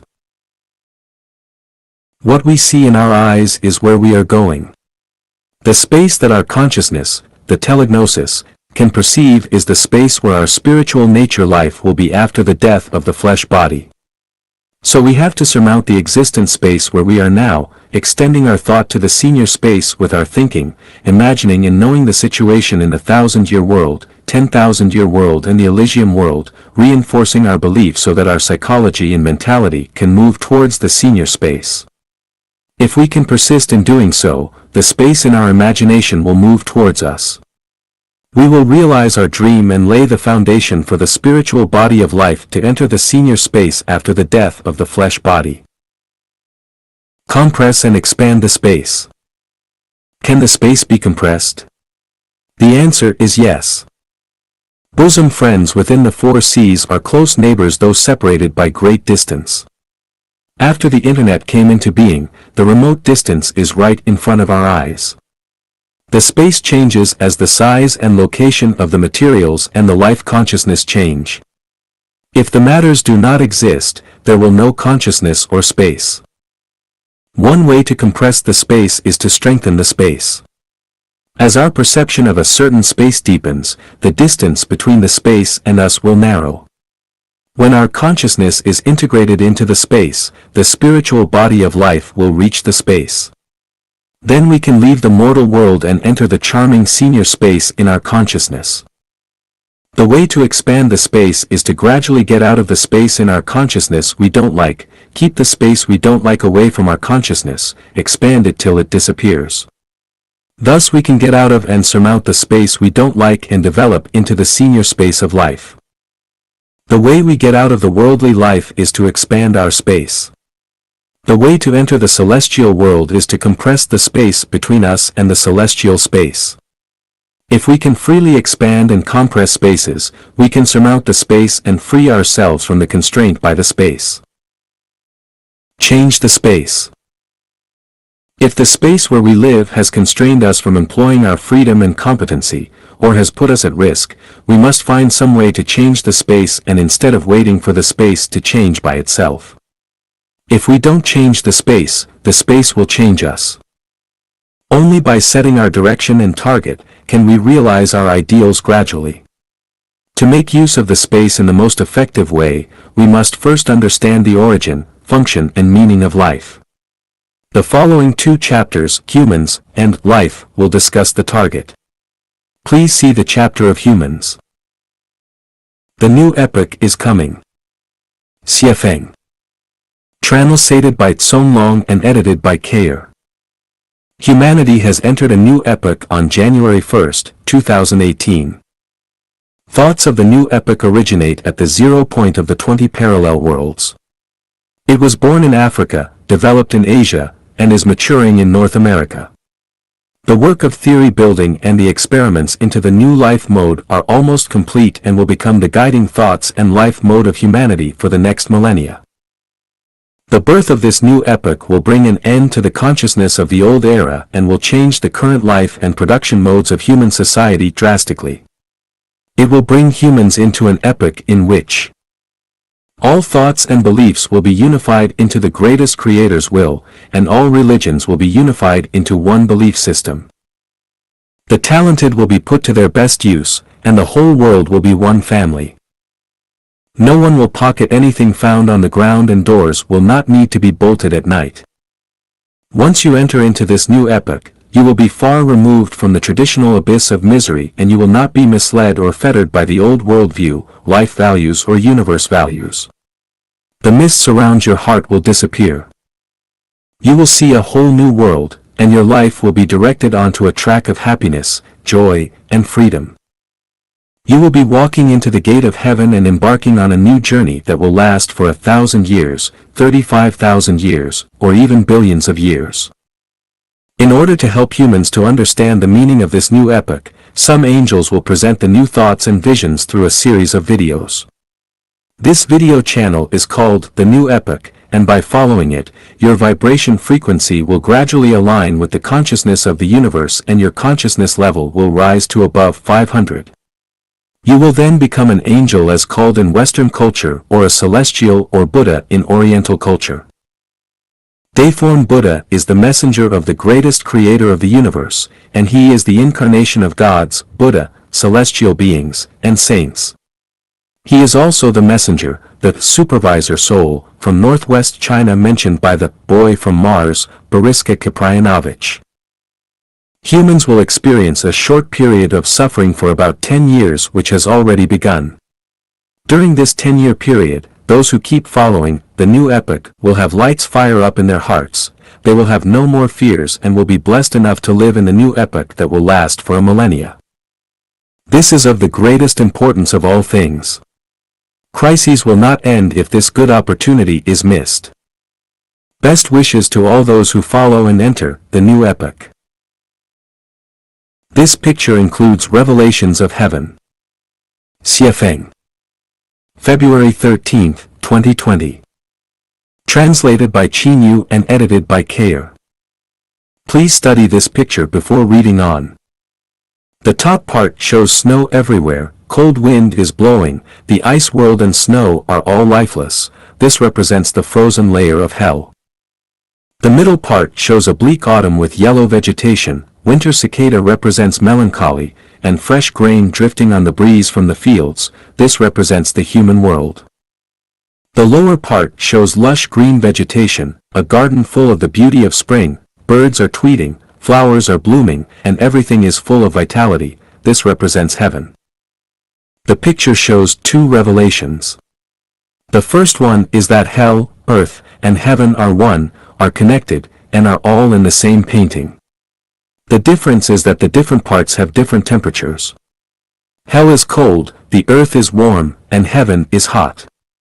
Hell is connected to the earth and the earth is connected to heaven. If you leave the earth, you will go to either hell or heaven.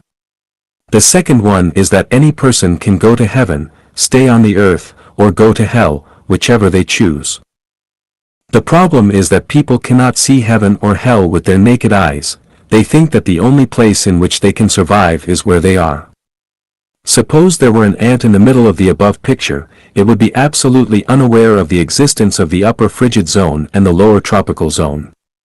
The truth is that people are just like that hypothetical ant. When we look at this picture, everything is clear because we see the macro, the full view, the big picture, but the ant in a certain area sees neither the whole picture nor even the differences between the areas. People cannot see the entire picture of the existence of life, cannot see the entire universe, including the non-material world, and cannot see heaven and hell, so they think that heaven and hell either do not exist or that they are very far away. So, we need someone who can see the whole picture to explain it and guide us, or someone who knows the big picture and the route to heaven and will tell it to us. If we depend on ourselves to explore the way to heaven, we might not find the way to heaven even after we have explored it for a millennium. From the above picture we can see that the three environments are very different from each other. The core factor that makes them different are their temperatures. Different temperatures create different environments. Of course you can also explain it based on latitude and altitude. The environments of heaven, the earth, and hell are also different. The core factor that causes the differences is that the non-material structures of life in each layer of space are different, or the vibrational frequencies of life in each layer of space are different. You could even say that the weight of the life in each layer of space is different. It takes a long time to explain these principles in detail, but I am here to explain them briefly and to try to inspire you, using temperature as a benchmark. As long as you try to figure them out often, you will understand them eventually. In the above picture, the lower the temperature, the more it approaches the cold zone, while the higher the temperature, the more it approaches the hot zone. The temperate zone is sandwiched between the two extreme zones. Life also has temperature. Of course, this temperature is an abstract one. It does not refer to human body temperature but the temperature of life. Let us look at the temperatures of three kinds of people. The first type is indifferent, cold, selfish, aggressive, cruel, strongly jealous, intensely greedy for possessions and control, and always complains and whines, which makes people around them feel uncomfortable. The second type is lukewarm, lacks enthusiasm and passion, is indifferent to everything, drifts along, is not self-motivated, is confused, is neither greedy nor dedicated, and neither harms nor helps. The third type is always full of exuberant vitality and enthusiasm, always brings hope and light to people, is always full of confidence when encountering difficulties, brings happiness to people often, always likes to contribute to others and to society, and never complains. The life temperatures of the three types of people listed above are very different. According to the standards of the picture above, the first type will be plucked up to the frigid zone, hell, the second type will continue to stay in the temperate zone, the human world, and the third type will drift south to the tropics, heaven. In other words, the first type of people will languish in hell, the second type will stagnate in the human world, and the third type will enjoy the splendor of heaven. The above analysis and explanation is very rough because there are several transitional zones between those three. Therefore, the spaces of life are not only heaven, earth, and hell, but also includes many transitional levels between them, such as the livestock layer, the wildlife layer, the yin and yang layer, and the plant layer between earth and hell, and worlds between earth and heaven such as the Azura world and the heaven realm, where the Jade Emperor described in literature is located, and others. Even in heaven, there are the 1,000-year world, the 10,000-year world, the Elysium world, and others. This principle cannot be seen or perceived from the above picture.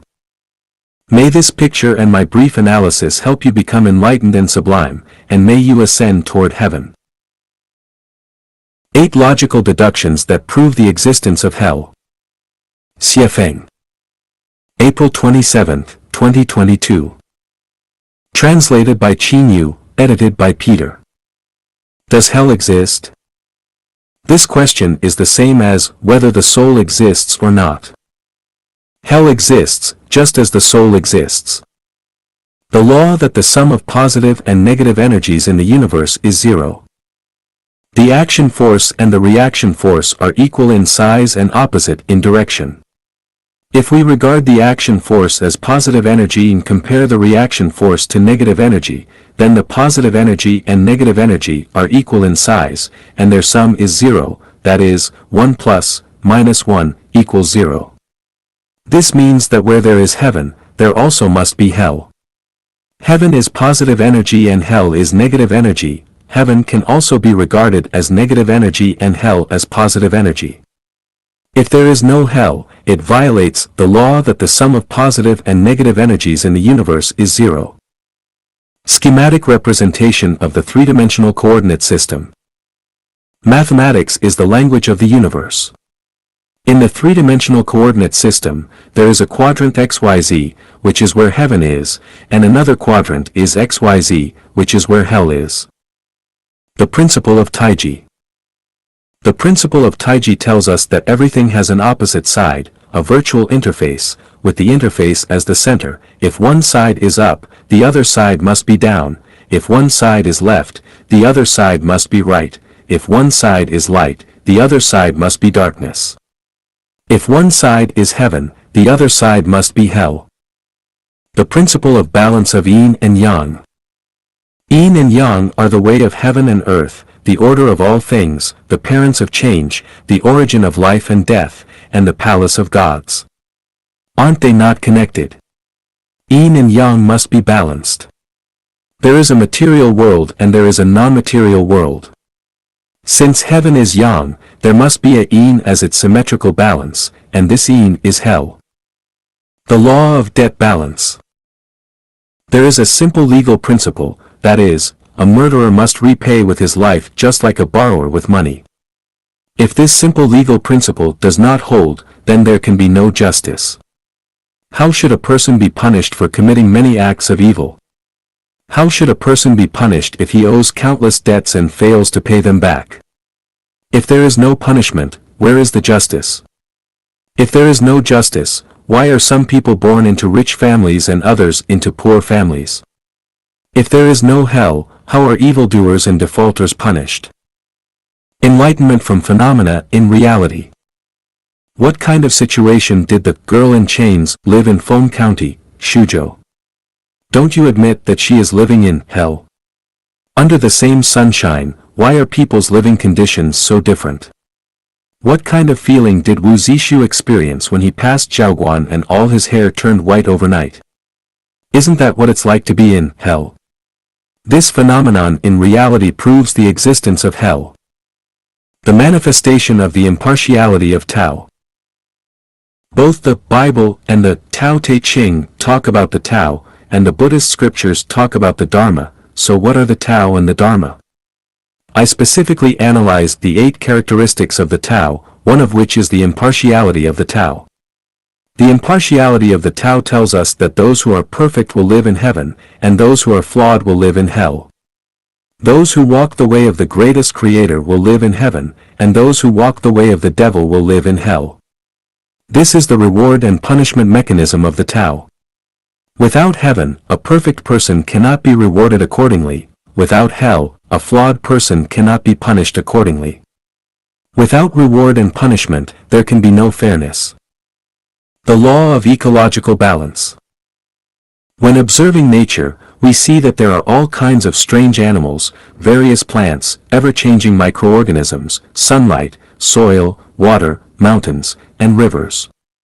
Without the existence of any one of these species, nature cannot maintain a vibrant cycle. In the cyclical system of human life, there are the greatest Creator, gods, angels, celestial beings, Buddhas, demons, goblins, monsters, evil spirits, saints, sages, mortals, deities, ignorant people, domestic animals, and ghosts, etc. I'd like to ask, where do ghosts live? In hell, of course. Through the above 8 logical reasonings, it can be concluded that hell exists. Promote the frequency of vibration. Xiefeng. February 2, 2012. Everything visible, including human body, is an aggregate of structure and energy, while all images are made up of particles revolving at high velocity. All differences in physical forms are caused by the vibration frequencies of the particles that constitute these physical forms. The difference in vibration frequency leads to the difference in the form of an object. The life in the universe exists in different levels. The higher the frequency of vibration, the higher the order of life. The lower the frequency of vibration, the lower the order of life. The higher the frequency of vibration, the more indefinite the form. The lower the frequency of vibration, the more definite the form.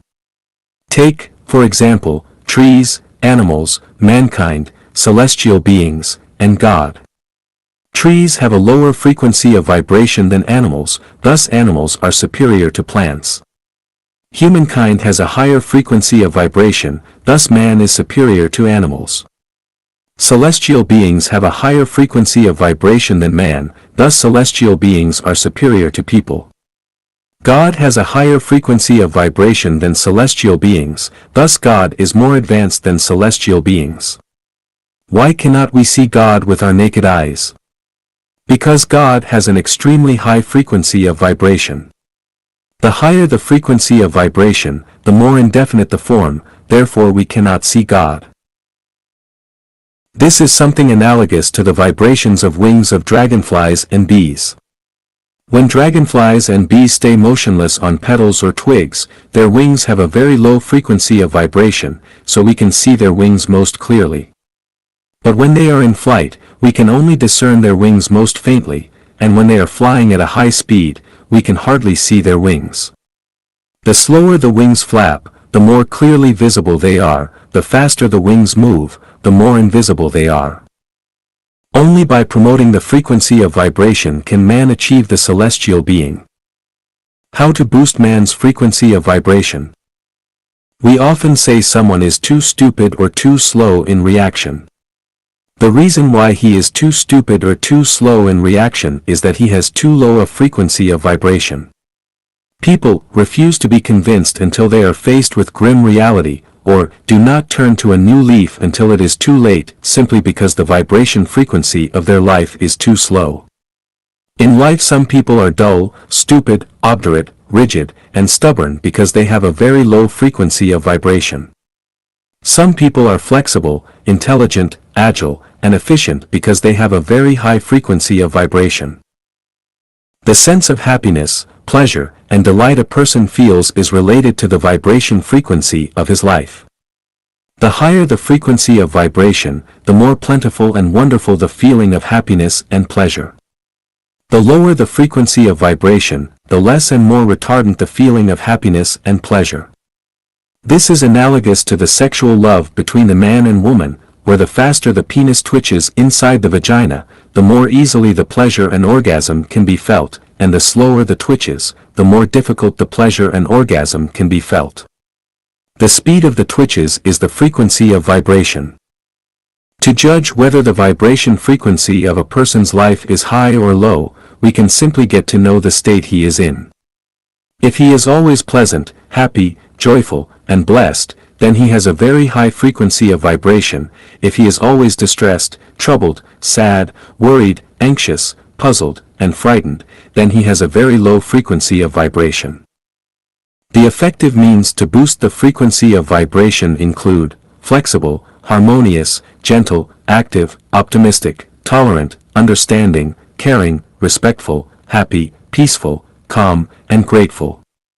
A person's vibration frequency will not increase but will fall if he is impassive, numb, untrustworthy, remorseful, fearful, anxious, selfish, greedy, jealous, complaining, comparison-minded, furious, resentful, indignant, and arrogant. In one word, the less weed there is in the garden of soul, the higher the frequency of vibration. The more weed there is in the garden of soul, the slower the frequency of vibration. The poorer the power of comprehension, the slower the promotion of vibration frequency. To be aware, one must be sensitive in feeling and agile in response. One must be able to understand the wordless heavenly book, and one must also comprehend and practice in his daily life the teachings of God, Buddha, celestial beings, and saints. The information age is the optimum time for us to boost our frequency of vibration, as well as the good opportunity for us to perfect ourselves. We should be quick and agile in response and action. Now it is the final moment for this phase of humankind. Irresolution and indecision at such a critical juncture will only cause you to be eliminated. Conventional thinking, traditional way of life, and traditional methods of self-refinery will not work. We must quickly boost the frequency of vibration and act promptly. The only one best way to achieve all this is to read as quickly as possible the last course for this phase of mankind and make it to the last flight. 20. 3 Steps to Become a Celestial Being. The lecture record from Xiafeng. https://www.youtube.com/watch?v=p0v8mta6l-0. Translated by Xingjue and edited by Kayer. 3 steps are needed to become a celestial being, and the ultimate goal of all Chanyuan celestials is to become super celestial beings and reach the Celestial Islands continent. This requires a triple jump, from the mortal world to the 1,000-year world, then to the 10,000-year world, and finally to the Celestial Islands continent. We do not become other forms of mortal life, but rather celestial beings, by following these 3 steps. The first step is to abandon trouble, pain, sorrow, worry, and fear, and live happy, joyous, free, and blessed lives. This is the standard of celestial beings. Upon reaching it, one will have become a celestial being, exactly as those in the 1,000-year world. Annoyance, pain, and fear come from the imperfection of consciousness, the weeds of one's soul garden. The second step requires that one's mind must not abide in form, it must follow predestined relationships, be carefree, must follow its destiny, and must maintain a condition of pleasure. This is for the second level, the celestial of the 10,000-year world. We all still have many things in our hearts which come from worldly social conditioning and will be in conflict with the love that is found in life genuine. To follow predestined relationships and be carefree is to expand one's internal nature as much as possible, to remain free in all situations, and to maintain a condition of pleasure, not joy. However, a long journey still remains ahead. The third step is one in which the soul is not constrained by emotions. Everything is nature, they live in nature, they are flexible, accommodating, and agile, and they possess 64 magical powers. The change is infinite and they are always in a blissful state. This is the super celestial being. The universe is the dance of nature, and each of our performances every day is an expression of our nature and our expanding physical structure, so everything lives within nature and everything is nature. It is flexible and tactful, never in conflict with anyone, has no dissatisfaction, has very high sensitivity, and any stimulation by any bit of information produces an instantaneous response. There are not any magical powers after one has passed beyond the first two steps. Those who reach this realm can self-refine. Those have endless changes and always maintain a condition of pleasure. This is the supreme realm of the celestial being. These three steps are necessary to become a super celestial being, and they are really very simple. Have you become a celestial being? Theoretically, long speeches and classical or profound lectures are quite simple to give, but they do not produce their desired results easily. For example, it is not easy to get rid of troubles, and it is not easy to be happy, joyous, free, and blessed at all times, but in our home, you will get there soon. If you still have troubles, pains, sorrow, worries, and fears, then you are not a celestial. If something troubles your mind, or if your mind abides in form, then you are not a celestial. If you have desire, pursuit, and persistence in your mind, then you are not a celestial. If you still have mind, you cannot act by following nature without any magical powers, and you cannot rid yourself of physical and temporal constraints, then you are not a celestial. If you are always happy, then you are not a mortal, but a celestial. If you are always pleasant, then you are not a mortal, but a celestial. If you always feel bliss, then you are not a mortal, but a celestial. Becoming a celestial or Buddha is simple, but can you do it? Our goal is to become a celestial. It's simple in theory, but it's hard to do. The theory is clear, and the road map is clear. As long as you do like this, the facts will tell you that you can undoubtedly become a celestial being. The Ninth Mystery. Xiefeng. June 9, 2006. There have been some mysteries in human history, such as the sudden disappearance of the Maya collectives. What causes the sudden disappearance of the vast majority of the Maya? Anthropologists, historians, archaeologists and scientists can't explain it. Now, let me show you how the Mayans have become immortals collectively. You will ask, is that possible? Let me tell you, this is the truth. Whoever masters this secret can become immortal.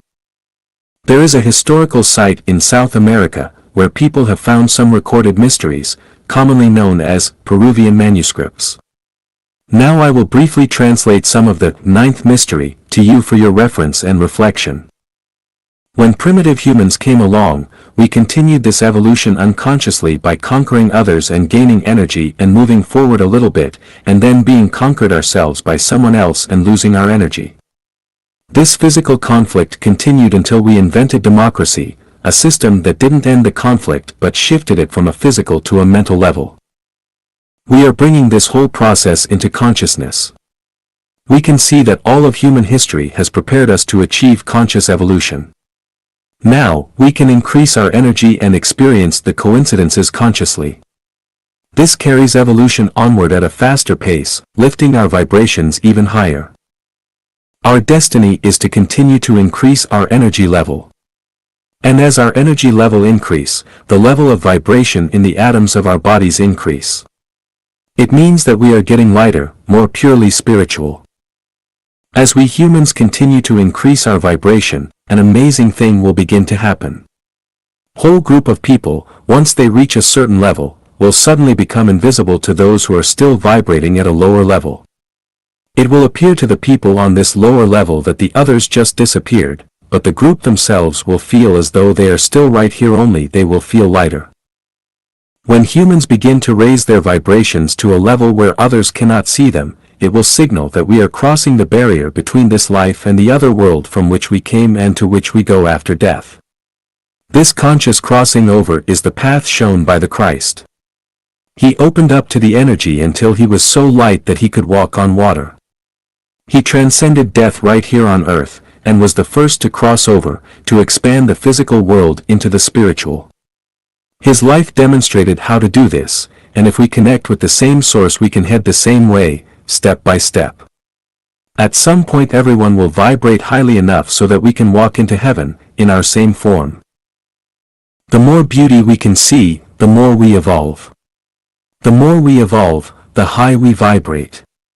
The ninth insight shows us that ultimately, our increased perception and vibration will open us up to a heaven that is already before us. We just can't see it yet. Well, this is all for my translation. Hope that the information I bring will strengthen your will and confidence for becoming immortal. And hope that everyone can rely on yourself, explore and find your own way. You are a celestial being when your mind abides nowhere. Xie Feng. August 28, 2020. Translated by Qin Yu and edited by Kayer. Throughout the 20 parallel worlds of 36-dimensional space, the most unrestrained lives are those of celestial beings. They are entirely free from worry, are unrestrained and free, enjoy life wherever they are and whatever they are doing, follow what is predestined, are open, leave things to fate, and are unfettered. The field of activity is vast with brilliant prospects where much can be accomplished. They fill love in mountains and rivers, spread affection everywhere, take things as they are, associate with others by following predestined relationships, act in accordance with their natures, take advantage of opportunities as they arise, never do anything yet allow all things happen through them, have no stubbornness, no obstructions, no stagnation, and are unrestrained and elegant. How can mortals become celestials? The three basic methods are, 1. Repay your debts, end your worldly ties, and separate yourself from the secular world. 2. Create ties with celestials and accumulate merits and virtues. 3. Transform human affection into celestial affection, human nature into celestial nature, and the human world into the celestial world. After this basic work is done, and as long as you abide your mind nowhere, then you will be a celestial. How do you abide your mind nowhere? Shakyamuni Buddha teaches us, our minds should not abide in form, sound, smell, taste, touch, or dharma, but actually abide nowhere. This means that our eyes should not focus on things that we can see, that we should not be attached to anything that our sense organs perceive, and that we should not be fascinated by dharma but should keep an empty mind till nothing exists.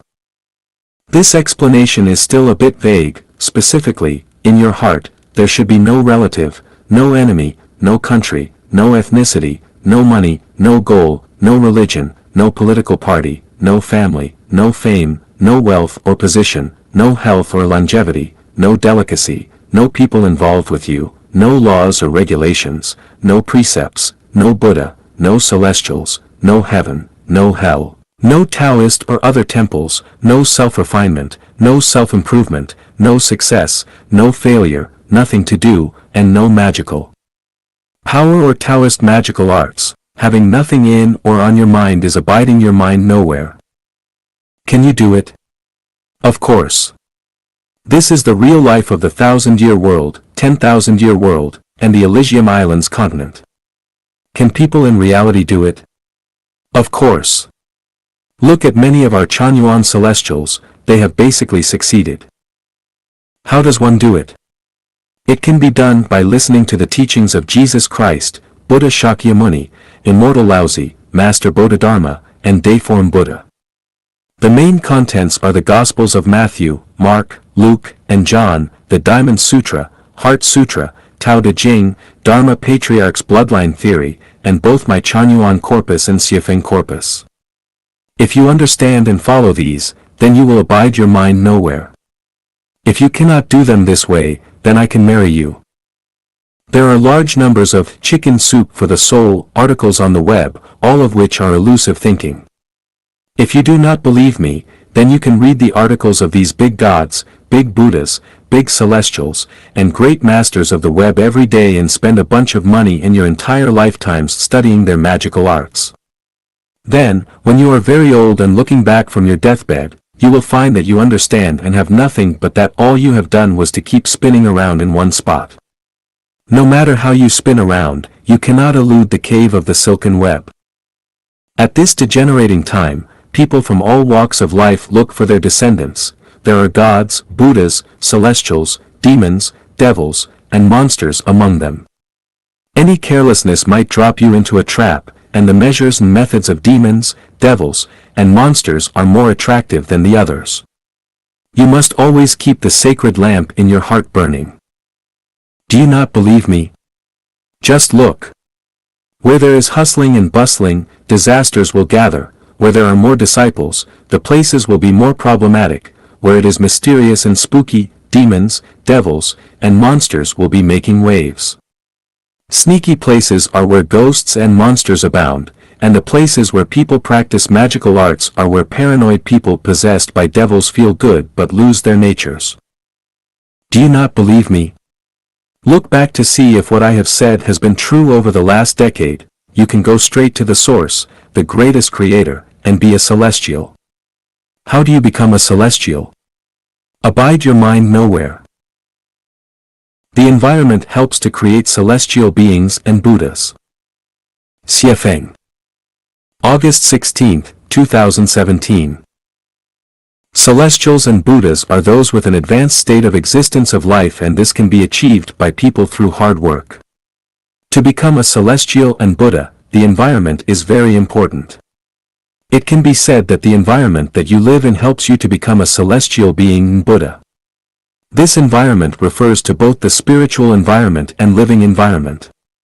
If you stay in a suitable spiritual environment and living environment for a sufficient period of time, you will inevitably become a celestial and a Buddha. I've talked a lot about the spiritual environment. The core is the construction of the soul garden. When a person's soul garden is built beautifully, he will have the right spiritual environment for achieving the state of a celestial and Buddha. This article will mainly talk about the living environment. Heroes emerge in troubled times, the times produce their heroes, heroes come out of troubled times, and troubled times are the living environment that creates heroes. Marshal Zhukov of the Soviet Union, General Montgomery of the United Kingdom, General Eisenhower of the United States, 5-star General Marshal of the United States, Marshal Admiral Yamamoto of Japan, 5-star General Nimitz of the United States, Marshal Manstein of Germany, Marshal Kesselring of Germany. These heroes were born in the Second World War. If there was no Second World War, it is without doubt that there would be no such heroes. They would surely be submerged in the complicated mortal life and remain mortal. Shaanxi people love vinegar, Cantonese love to eat sweets, Hunan people love to eat hot peppers, and Sichuan people love to eat spicy food. This is all caused by their environment, not by people who have this interest. People who do not like vinegar will love vinegar when they live in Aksu, Xinjiang for a period of time. Shaanxi people, who love vinegar, will no longer be fond of vinegar when they stay in Canada for a period of time. People's high blood pressure will disappear after staying in Vanuatu for a period of time.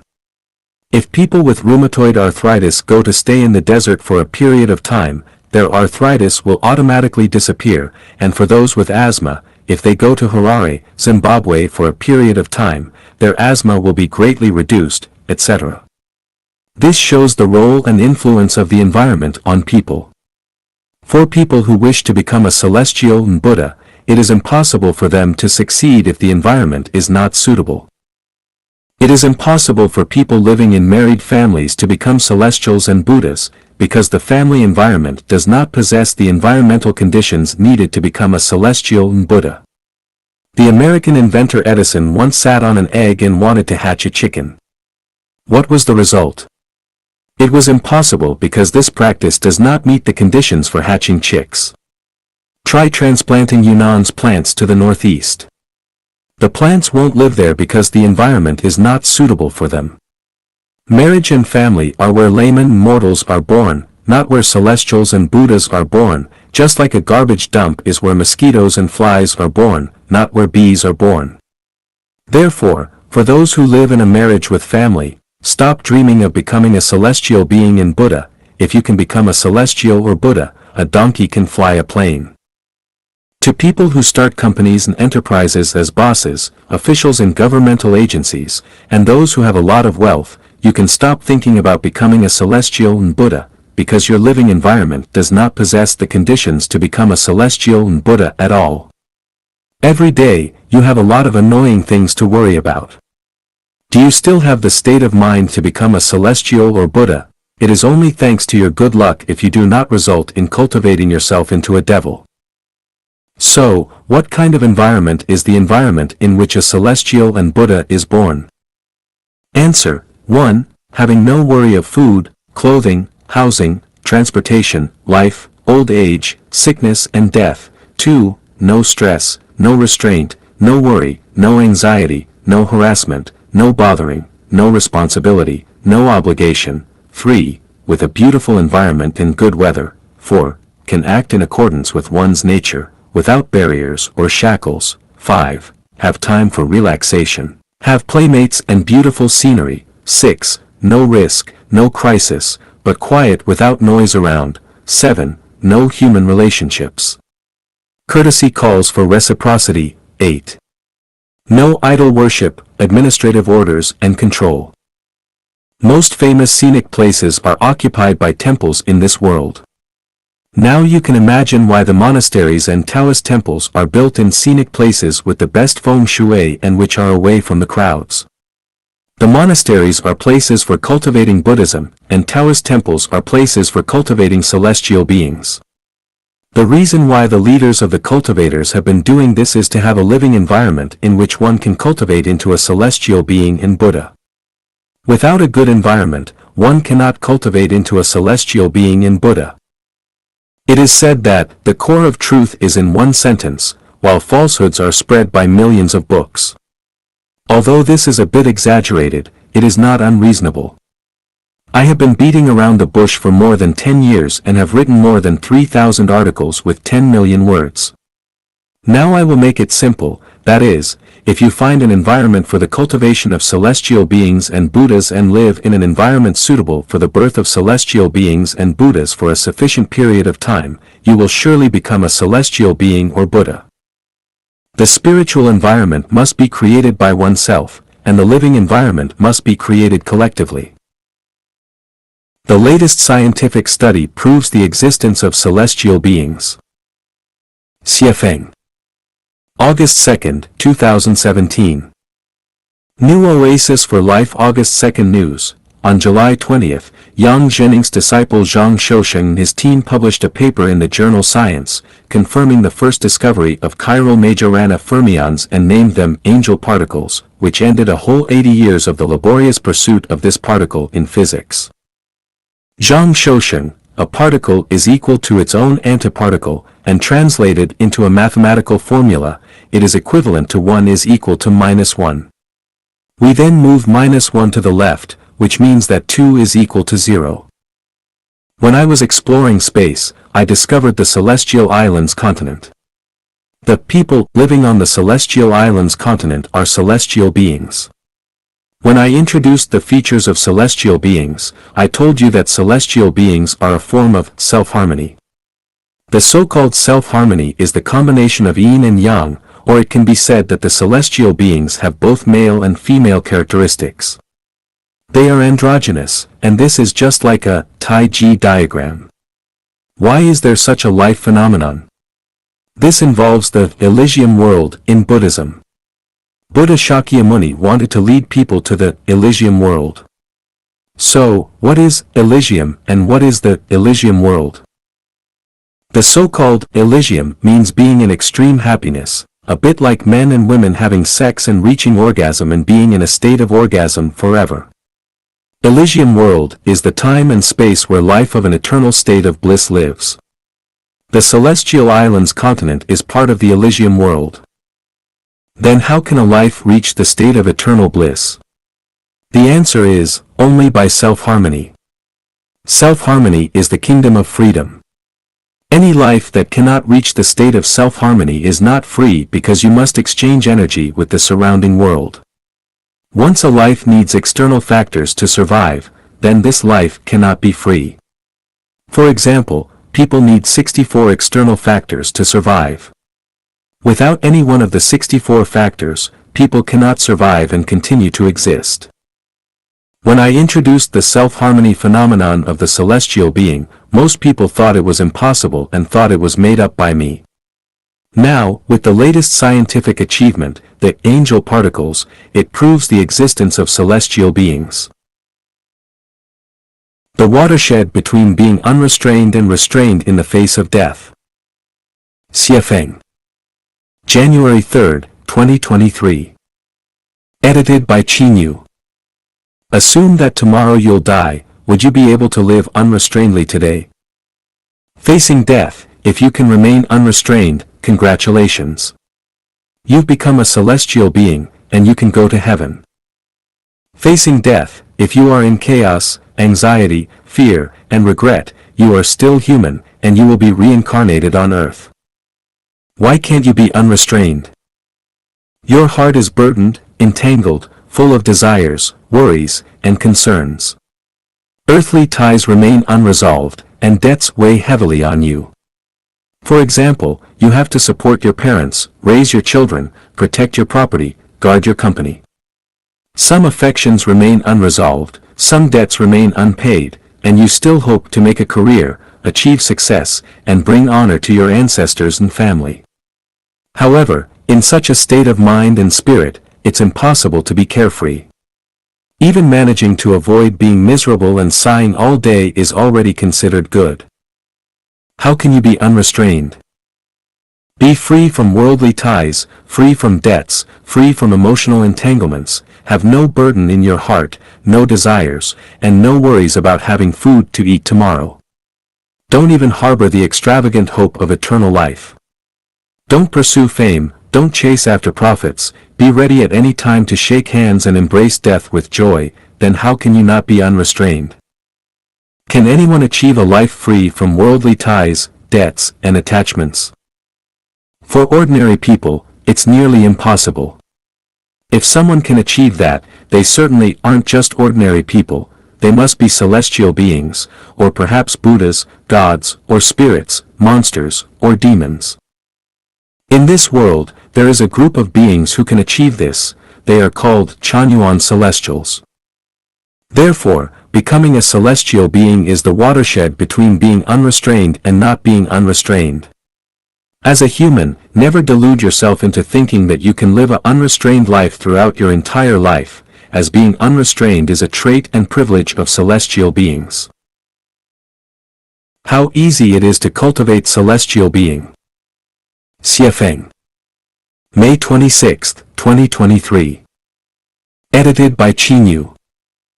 Begging for help is tough, earning money is hard, becoming famous is an extreme challenge. Getting married is difficult, establishing a family is not easy, and providing for a family is an even greater struggle. Life is plagued by troubles, encompassing birth, aging, sickness, and death. Rather than toil and rack your brain, it's better to turn around and become a celestial being. In truth, being a human or a ghost is even more challenging than being a pig or a dog, but becoming a celestial being is the easiest. If you can achieve the following 8 points, you will become a celestial being. Do not get married, do not start a family, do not buy a house, or acquire possessions. Simple meals nourish the body, and sleep under a thatched hut until dawn. Do not talk about family or country, do not talk about awakening or being a Buddha. Work diligently every day and be content if have enough to eat. Do not flatter or curry favor, do not seek connections or pursue relations. When you encounter like-minded individuals on the path to celestial being, form bonds and assist each other like family. Do not wear gold or silver, do not crave vanity, or pursue fame. A bamboo fence and a thatched cottage provide delightful scenery, and having a leisurely mind with nothing to worry about is most important. Do not scheme for personal gain or public welfare, do not discuss ideals, or seek recognition. Even if you possess profound knowledge of the world, do not offer help unless it is asked. Do not talk about oneself or others, do not discuss right or wrong or distinguish between good and evil. The divine net is all-encompassing, instead, discuss mulberry and hemp over tea. Do not borrow money or owe debts, do not desire extravagance or hoard wealth.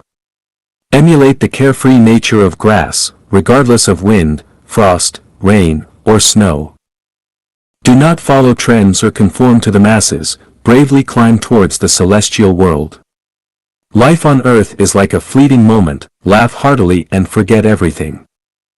Try it out. Achieving the above 8 points is surprisingly easy.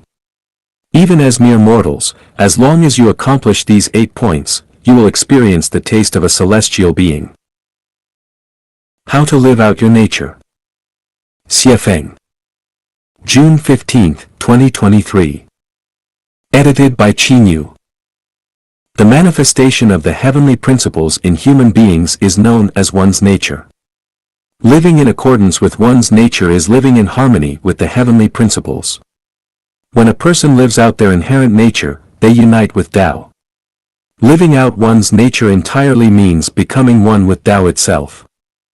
To perceive Tao is to understand one's nature, to seek Tao is to bloom one's nature, and to attain Tao is to live out one's nature completely. Now, the key question arises, what is nature? Regarding nature, artificial intelligence, AI, provides the most authoritative revelation and explanation. AI describes it as follows: nature is humanity's innate essence. It is the most genuine, pure, beautiful, natural, sacred, noble, kind, joyful, happy, perfect, complete, eternal, magical, and the most wonderful and indescribable thing. It is the most difficult to put into words, the most difficult to comprehend, the most difficult to control, resist, abandon, sever, let go of, bury, eliminate, destroy, change, imitate, forge, deceive, violate, resist, escape, refuse, deny, obliterate, ignore, neglect, or forget. Nature is the manifestation of the Tao in human beings, the connection between humanity and the Tao, and the oneness of humanity and the Tao. Living out one's nature means living out one's Tao, one's true self, one's life, one's happiness, and one's meaning. So, how can one live out their nature? There is a reference frame, which is everything in nature apart from humans, especially plants, animals, insects, and microorganisms. They live out their own nature. As a part of nature, isn't what humans live out their nature too? If not, then what is it? Here, we need to raise the question of heart, brain, and nature. The heart reflects humanity's perceptions of the objective material world. All things are generated by the heart, and the heart is generated by all things. Without the objective external world, there would be no heart. Therefore, the heart changes with the external environment and gradually disappears with its disappearance. The brain serves as the bridge and information processing center connecting everything the heart captures from the objective world and all of one's past words, actions, and events stored in the detention information space, memory. The brain processes information through thinking and thought. People use their thoughts and ideas to decide what to say and how to act. Nature is the characteristic of life structure. Whatever life structure one has determines their nature. Nature is non-material, invisible, and beyond the grasp of the heart. Nature is also not part of the detention information space, so the brain cannot obtain information about nature.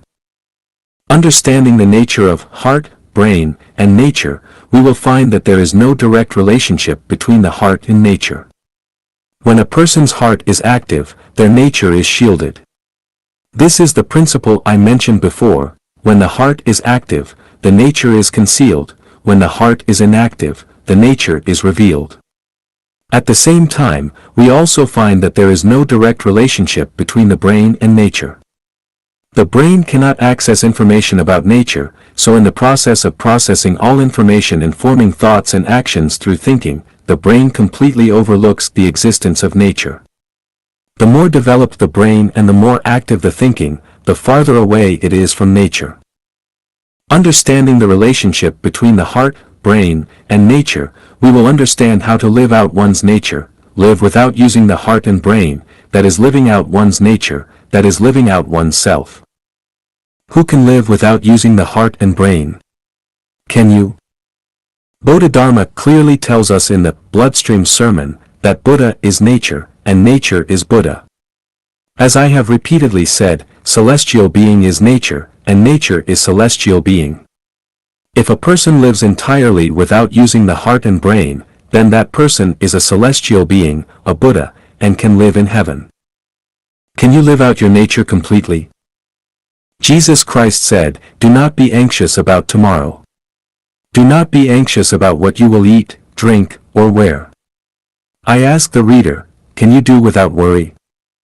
Buddha Shakyamuni said, do not abide in form, sound, smell, taste, touch, or dharma, but actually abide nowhere. I ask the reader, can you live with your mind not dwelling anywhere but arise spontaneously? The Saint Laozi said, manage affairs without doing anything. I ask the reader, is what you do every day achieving without doing anything? Why is it that throughout generations, very few people have lived out their nature and become celestial beings or Buddhas? Because the way people live is flawed. In the traditional modes of production and life, the probability of living without utilizing the heart and mind to express one's true nature is perhaps 1 in a million. Firstly, people fail to comprehend it, and secondly, reality does not permit it. Moreover, without highly skilled divine beings guiding them to embark on the journey of becoming celestial beings or Buddhas, the likelihood of living out one's nature is extremely low. The ultimate answer is to live without using the heart and brain, and still live leisurely, carefree, and freely. Then, you are living out your nature. Check if you have cultivated into a celestial being of the 1,000-year world. Xiefeng. July 7, 2023. Edited by Qinyu. What realm have Chanyuan celestials reached in their self-improvement and self-cultivation? By comparing the following 8 criteria, if you have achieved them, you have already cultivated into a celestial being of the 1,000-year world. If you do not wish to continue ascending to the 10,000-year world and the Elysium Islands continent, you only need to maintain the current state unchanged. After leaving the mortal world, you can smoothly arrive at the 1,000-year world and enjoy its infinite scenery and the pleasures of life for 1,000 years. You have no worldly ties and are completely unrelated to worldly affairs. Your heart is free from entanglements. You have reached a state of having nothing yet possessing everything. You no longer worry about the necessities of life, such as food, clothing, shelter, and illness. If you were to die right now, you would have no fear but rather joyfully embrace death. There is no regret, hatred, or regret in your consciousness, only gratitude, contentment, and satisfaction. You can harmoniously get along with the surrounding environment, all living beings, and people. There is no animosity, no disputes, and no disharmony.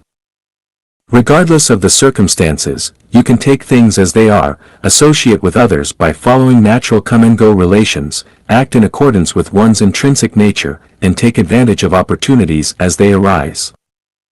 If asked to go to another place immediately, you could embark on the journey within a few minutes without any special attachment to people, things, or objects. Every day, you are in a state of joy, happiness, freedom, and blessedness, with no mental pressure. You have boundless anticipation for the future, feeling that it is infinitely beautiful, and will be filled with countless beauties. Your nature can radiate and bloom brilliantly. If you find yourself in the state described by the above 8 criteria, congratulations. Best wishes. You have succeeded in your cultivation and will no longer undergo the cycle of reincarnation. Your future is bright, and the beauty of it is beyond words. If you have not yet reached the state described above, continue your journey of self-improvement and cultivation. A brief introduction to key points of spiritual thinking. Xiefeng. July 28, 2023. Translation edited by Qinyu. Rational thinking is the characteristic of the virtuous, while spiritual thinking is the characteristic of the celestial. To become celestial, one needs to live with spiritual thinking. The key points of spiritual thinking are as follows. The future of life relies on visualized thinking, not on ability and wisdom. Prayer is a daily conscious activity. Without prayer, divine assistance cannot be obtained. Repentance is a necessary condition for the sublimation of life quality. Without repentance, there is no sublimation. Imagine the beautiful, and beauty will come. Imagine the ugly, and ugliness will come. Without form, one sees the truth. Without ego, one sees the true self. No attachment to the form of Dharma. If one is misled by the form of Dharma, one cannot escape the cycle of reincarnation. Only by breaking through the form of Dharma can one see heaven. Think of positive and joyful things each day to cultivate happiness within oneself. Trust in the greatest Creator, worship and venerate the greatest Creator, surrender one's life to the greatest Creator, and entrust one's life to the arrangement and management of Tao, without resentment, regret, remorse, worry, anxiety, fear, with one's mind abiding nowhere and affection attached to nothing. The core of spiritual thinking is consciousness not being bound or restricted by the reality of the material world and the constraints imposed by societal norms. It is about being carefree, enjoying life as one wishes, and playing freely. The 3,000 macro worlds are all stages for my entertainment, and the infinite time and space are territories for me to roam freely. Lifting a handful of sand, transforming them into thousands of green trees is my petty skill, and creating a beautiful world is my specialty.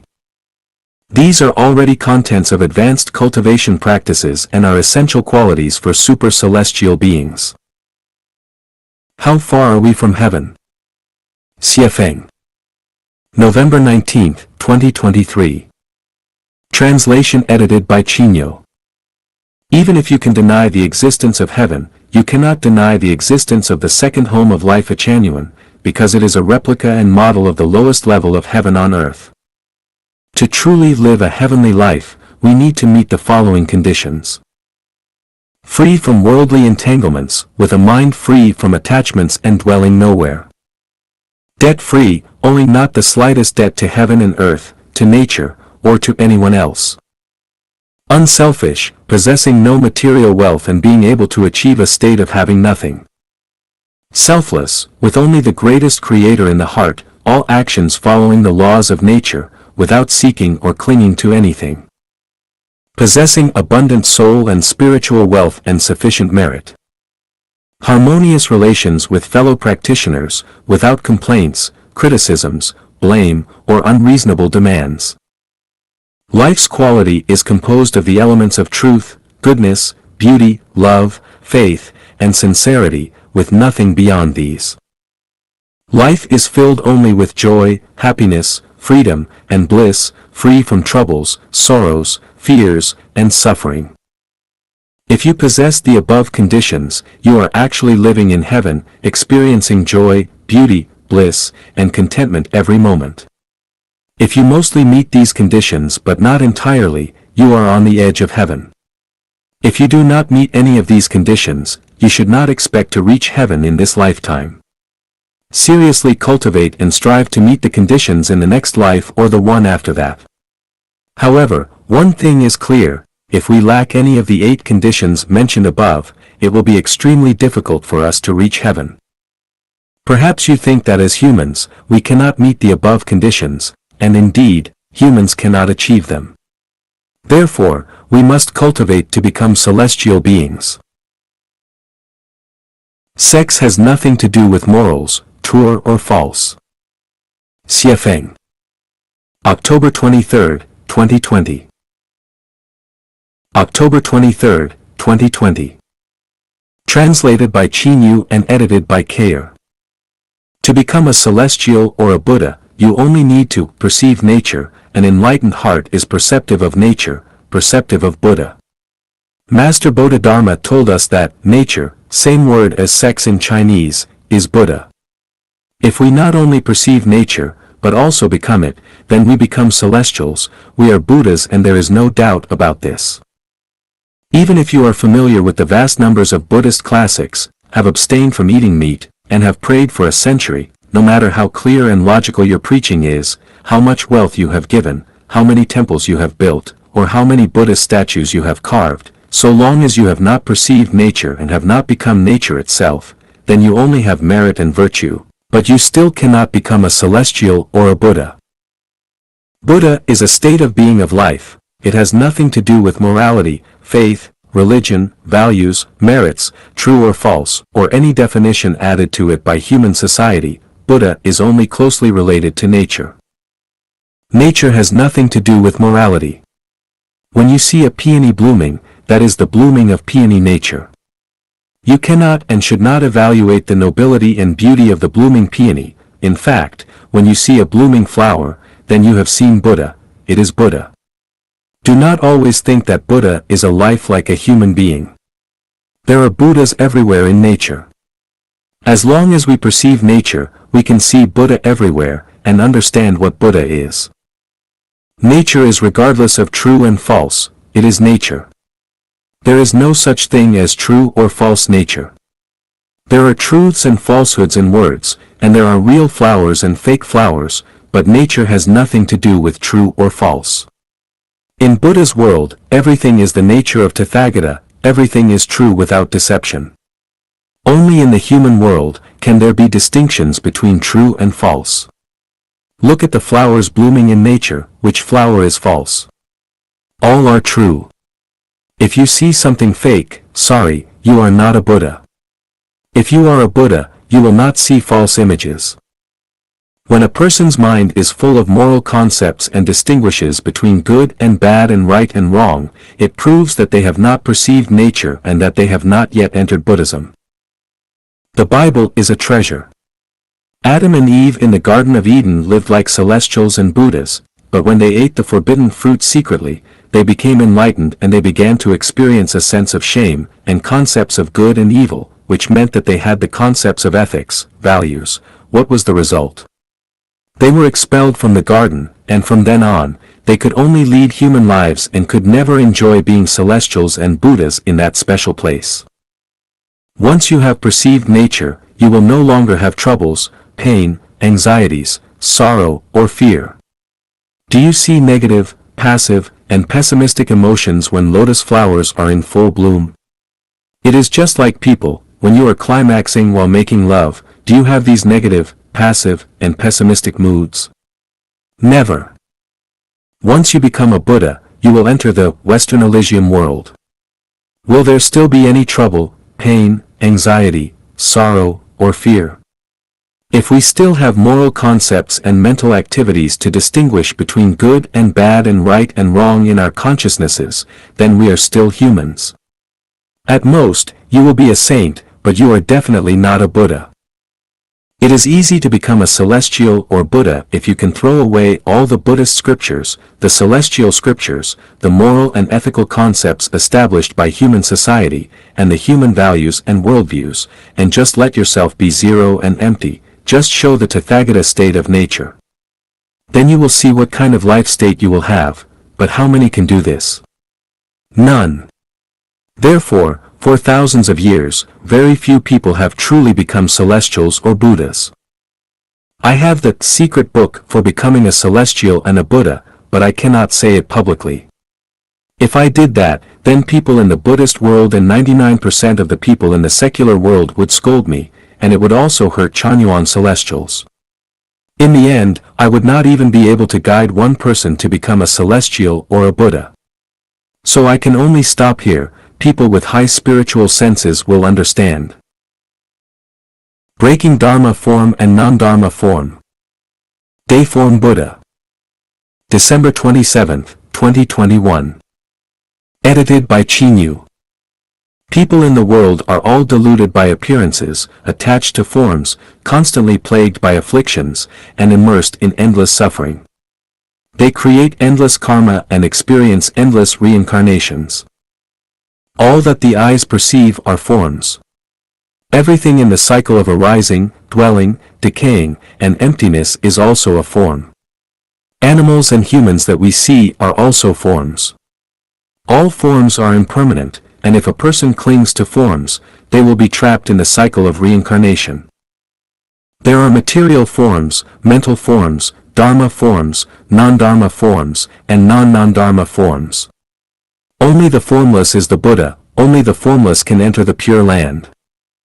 Material forms, everything seen, heard, smelled, tasted, and touched belongs to material forms. Mental forms, all mental creations belong to mental forms, such as joy, anger, sorrow, pleasure, grief, fear, and surprise. Dharma forms, rules, principles, systems, constitutions, laws, contracts, teachings, rituals, time, space, nations, ethnicities, political parties, religions, families, and human relationships, etc. Non-dharma forms, teachings of saints, scriptures, thoughts, ideals, aspirations, and wishes, etc. Non-dharma forms, emptiness, existence, void, reality, good, evil, truth, falsehood, beauty, ugliness, longevity, short life, birth, death, etc. When the state of formlessness is attained, all the above disappears from consciousness without a trace. None of the above become obstacles and shackles to entering the Pure Land. Material forms are difficult to break because they are essential for physiological needs. Mental forms are difficult to break because they are essential for psychological needs. Dharma forms are difficult to break because they are necessary for societal order. Non-dharma forms are difficult to break because they are driven by desires. Non-dharma forms are difficult to break because they are related to cognitive needs. When physiological needs are absent, material forms can be broken. When psychological needs are absent, mental forms can be broken. When the demand for orders is abandoned, dharma forms can be broken.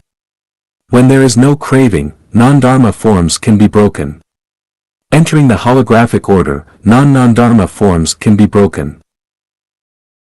Is being born into wealth a reward and being born into poverty a punishment?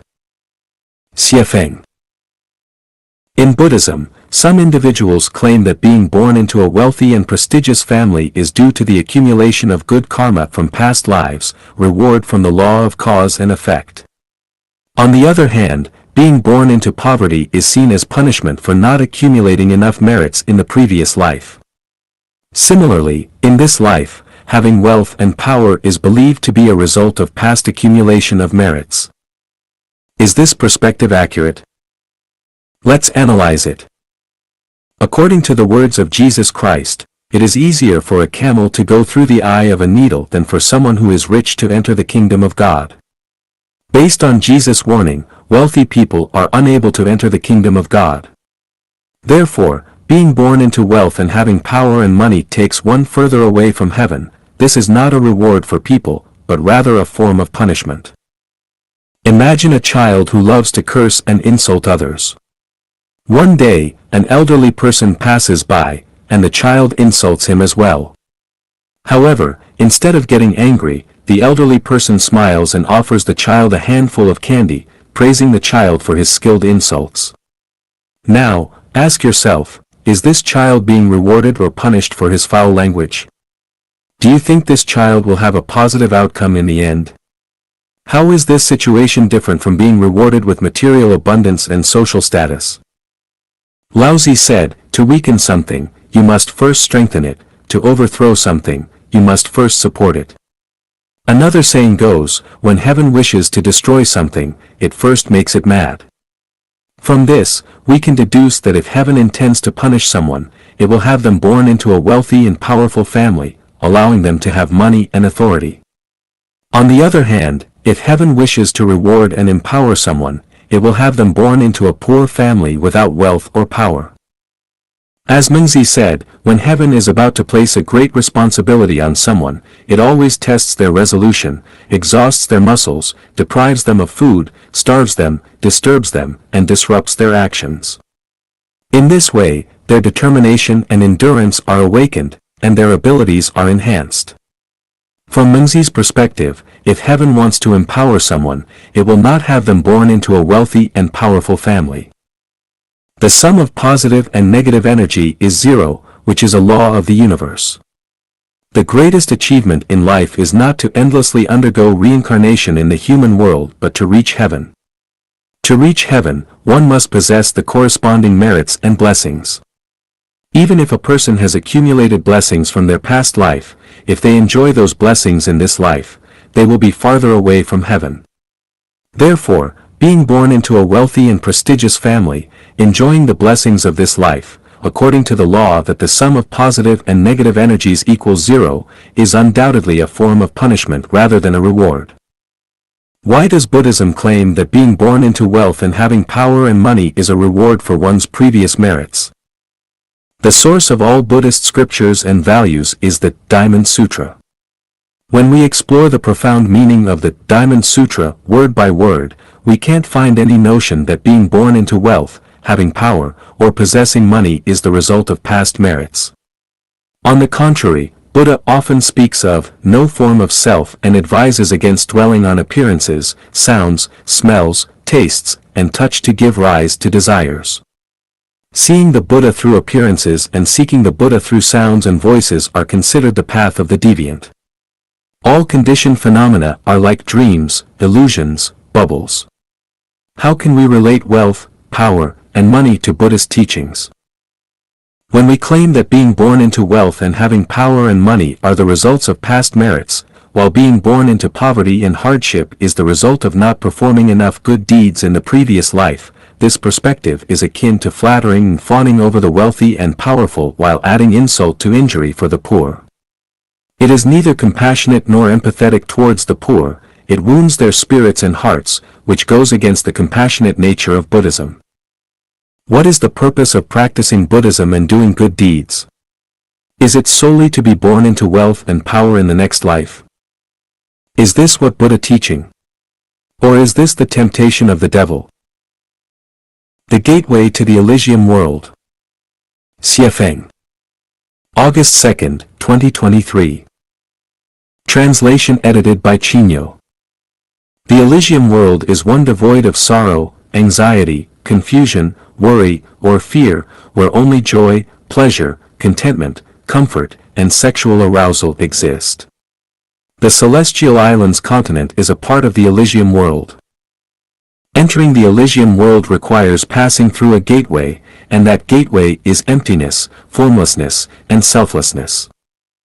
Emptiness is difficult to explain and describe in words, it can only be experienced and felt. Let me provide an example to help you understand and feel what emptiness is. It feels like a kind of awakening and the beginning of life.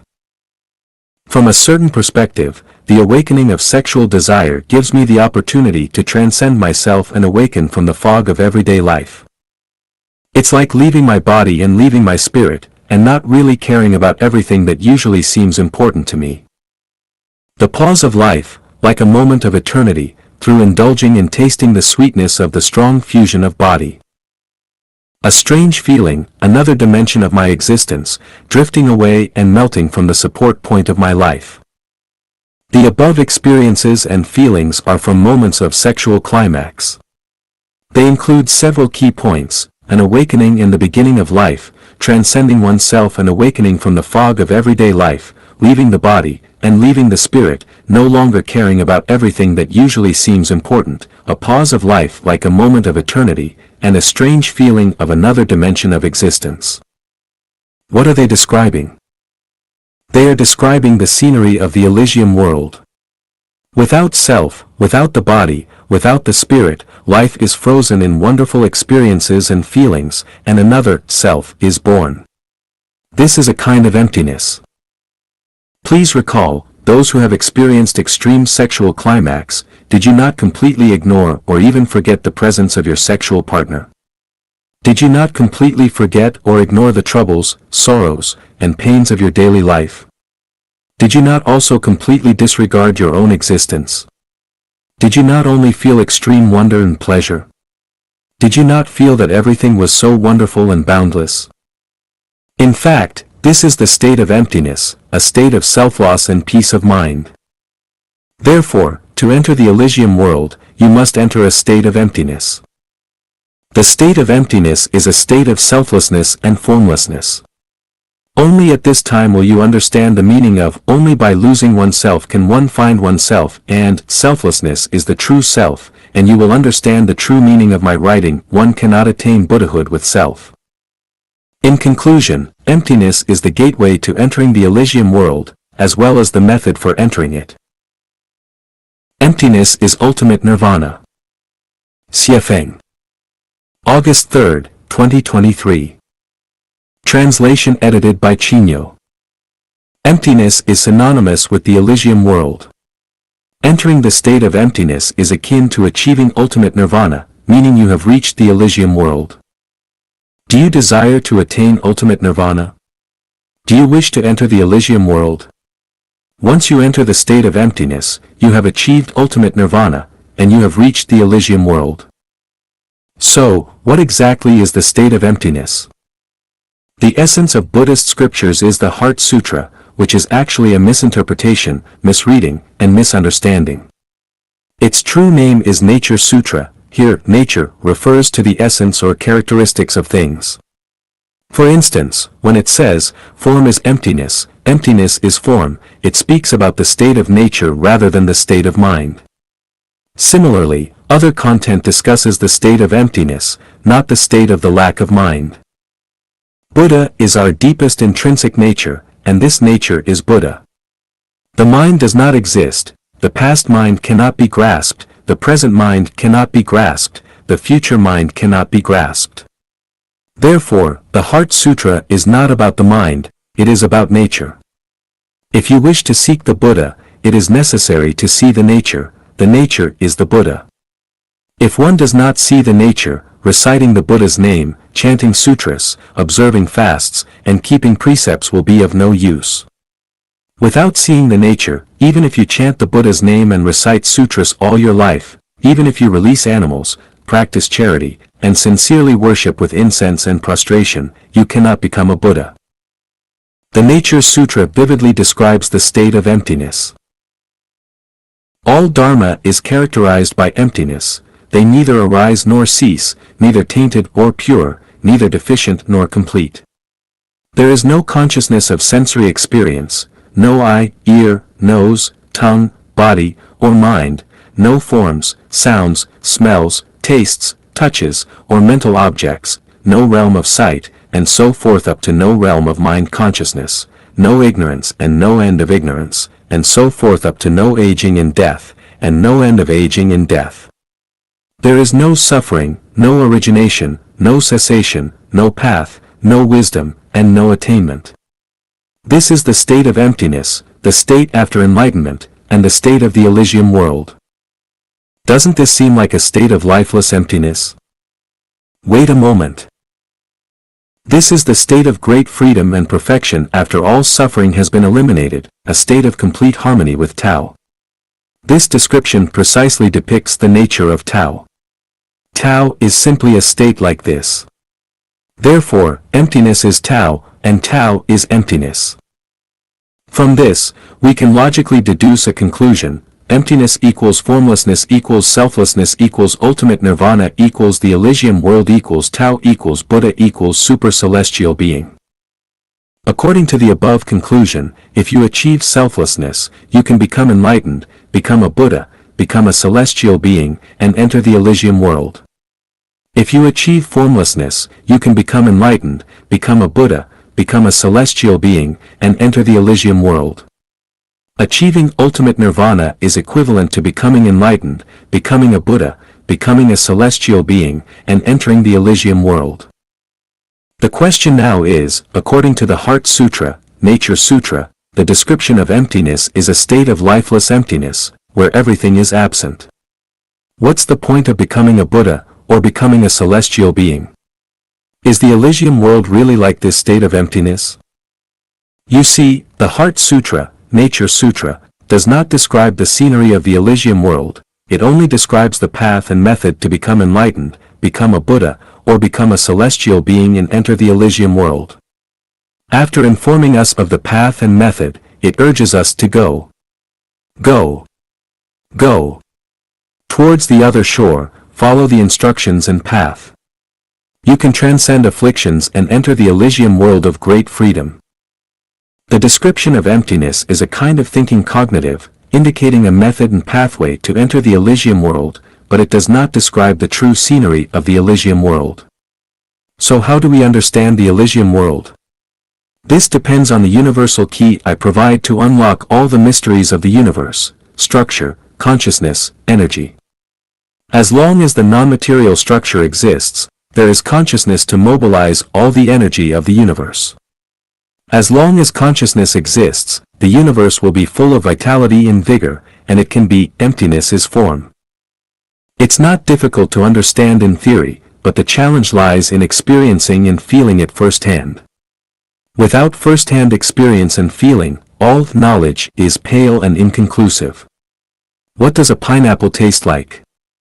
Even if others describe it, it remains as distant as a reflection in a mirror or the moon in water because you haven't experienced it yourself. Only when you taste a pineapple will you truly understand its flavor. Forgetting oneself to be completely relaxed and joyful. The purpose of forgetting oneself is to enter the state of emptiness, and only in this state can you be completely relaxed and joyful, which is the true scenery of the Elysium world. How do you achieve totally forgetting oneself? Follow the 8 methods of entry-level practice I wrote in The Free Holy Land, The Extinction and Emptiness of Form of Dharma. Hint: when I say, emptiness is the Elysium world, and then say, emptiness does not describe the true scenery of the Elysium world, it may seem contradictory. You can understand it like this: an apple is a fruit, but fruit is not necessarily an apple.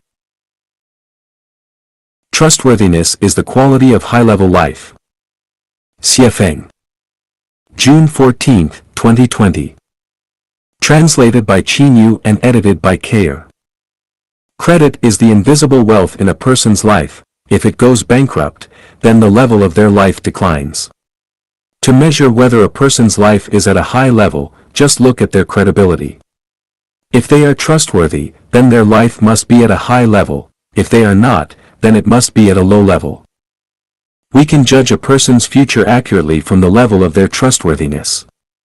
If a country's leader does not keep his word, then that country will fall into decline. If the leader of an enterprise fails to keep his promises, then that company will go bankrupt eventually. If an individual does not keep their word, then they will play many small tricks and can never be trusted throughout their lifetime. When associating with people, we should first determine whether they are trustworthy. If they break their promise only once, then we should not trust them any longer because a leopard cannot change its spots, and this person will definitely disappoint you a second, third, and every time. In our lives, we can afford to lose anything but our credit. Once that is lost, our value will be totally lost. Therefore, it is better to lose everything, including your life, than to lose your credit, because once you lose that, you will never have much chance of going to heaven. How a person's quality is, does not depend on their ability, wisdom, wealth, or status, let alone their looks. It depends on their trustworthiness. If they do not keep their promises, then their quality must be poor. If they stick to their credit, then their quality must be excellent. High-level life must be trustworthy life, but low-level life must be untrustworthy life. If a person is not trustworthy, then their life quality is inferior to that of a dog. Therefore trustworthiness is one's first line of defense in life, and once it is broken, then their life will collapse across the board. Everything just matches you. Xiefeng. November 8, 2020. Translated by Qin Yu and edited by Kayer. Your current situation is the manifestation of the quality of your life. I have observed the states of life on earth, and in heaven and hell, and have found that everything is appropriate, with neither rewards nor punishments, and that what you receive now is what you are pursuing, and is being caused by what you have said and done in the past. Divine, though slow, are always sure, with big meshes, yet letting nothing slip through. The law of causality always works perfectly. Do not ask for anything because it will not be given to you that way. Ultimate Tao cannot be attained by active pursuit. The only feasible way to achieve your wish is to match the quality of your life with the things you aspire to. If you want to go to heaven, then burning incense and kowtowing to worship the Buddha every day, giving master alms of money, real estate, or gifts will not help. Even if you have built many monasteries and preached the scriptures to many people or have gained magical powers through self-cultivation, none of these things will help you to achieve your goal. The only way to do that is to match the quality of your life with life in heaven. When matched, gods and demons cannot block your way. If not matched, the most noble and authoritative people cannot help you. Do not resent anyone because you have brought all of those people who you resent to yourself, and resentment can only make your life more miserable. Do not say that the law of heaven is unjust. It is fair, but it is your own heart that is unjust. What one has created will return to themselves intact. If you create beauty, then beauty will come back to you. If you create ugliness, then ugliness will stick with you. If you have not seen the image of heaven clearly, if you do not understand the life state of the life in hell, and if you do not understand the books without words, then do not preach to others. What you preach is nothing more than the principles of being a human being, and those preaching cannot sublimate and ascend people to heaven, so from the perspective of a higher level of life, you are doing evil. The more you preach, the thicker and stronger the evil barriers that you create will become.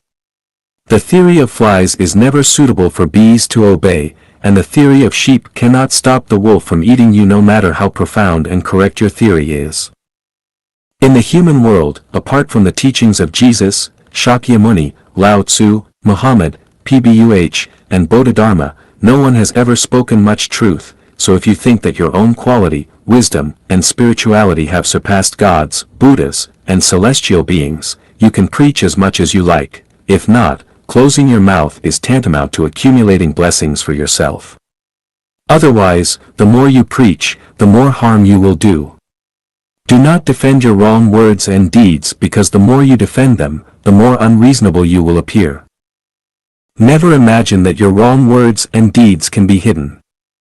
The hidden things are displayed to their fullest in heaven, which God see clearly. The only way you can correct them is to repent, and repent more. Do not expect to get something without paying. If you gain much without paying, please do not be complacent. It is speeding you to hell. If you want to go to heaven without creating beautiful things in this world, I want to tell you that it is your delusion.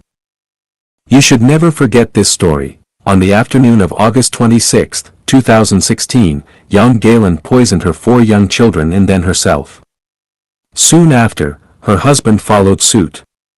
In light of this story, if you still think that years of stability are good, that my country is amazing, that the 21st century will be the century of the Chinese people, and still think that the Chinese nation will lead the world, then let me tell you that you are continuing to create Jan Galen situations. You are the culprit responsible for what happened to her family.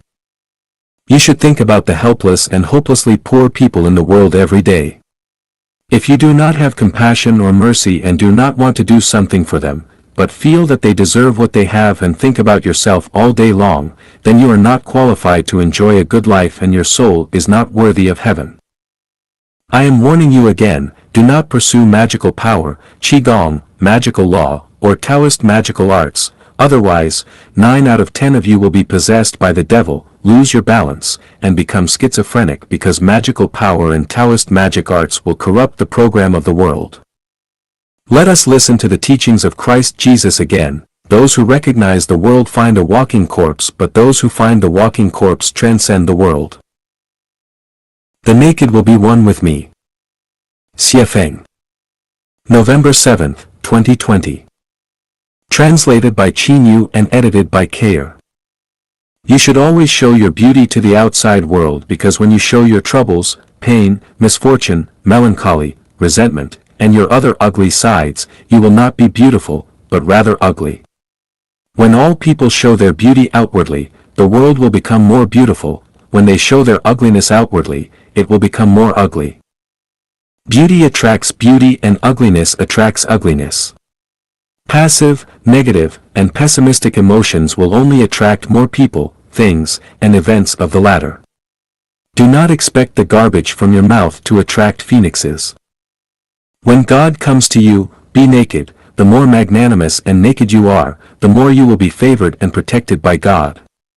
When you hide something, you cannot be one with God, and God will stay away from you. When God approaches you, be only grateful. God knows your needs. The less you ask for, the more your needs will be satisfied. The more you ask for, the less they will be satisfied. When God comes to you and tells you which way to go, but you ignore and do not abide, then you will never be guided again. You should learn to surrender yourself. When you meet God, surrender everything you have completely, which is full integration. Full integration is oneness with God, unification with God, and you will also become a God. If you try to hide anything in the face of God, thinking that it will not be known, then you are the stupidest person in the world, because God knows everything. The most beautiful things are for the most beautiful people and the ugliest things are for the ugliest people, but do not beg for beautiful things, instead, make yourself beautiful. When you are beautiful, beautiful things will naturally come to you. Whatever happens, you should first consider what you can give. In this way, you are connected with the sacred and noble. At that moment, if you consider what you can get first, then you are united with lowliness and you will never be noble. There are no worries or pains in heaven. If you have worries and pains, then you have nothing to do with heaven, and you will never reach it. There is no marriage in heaven. Once you marry, never expect to reach heaven.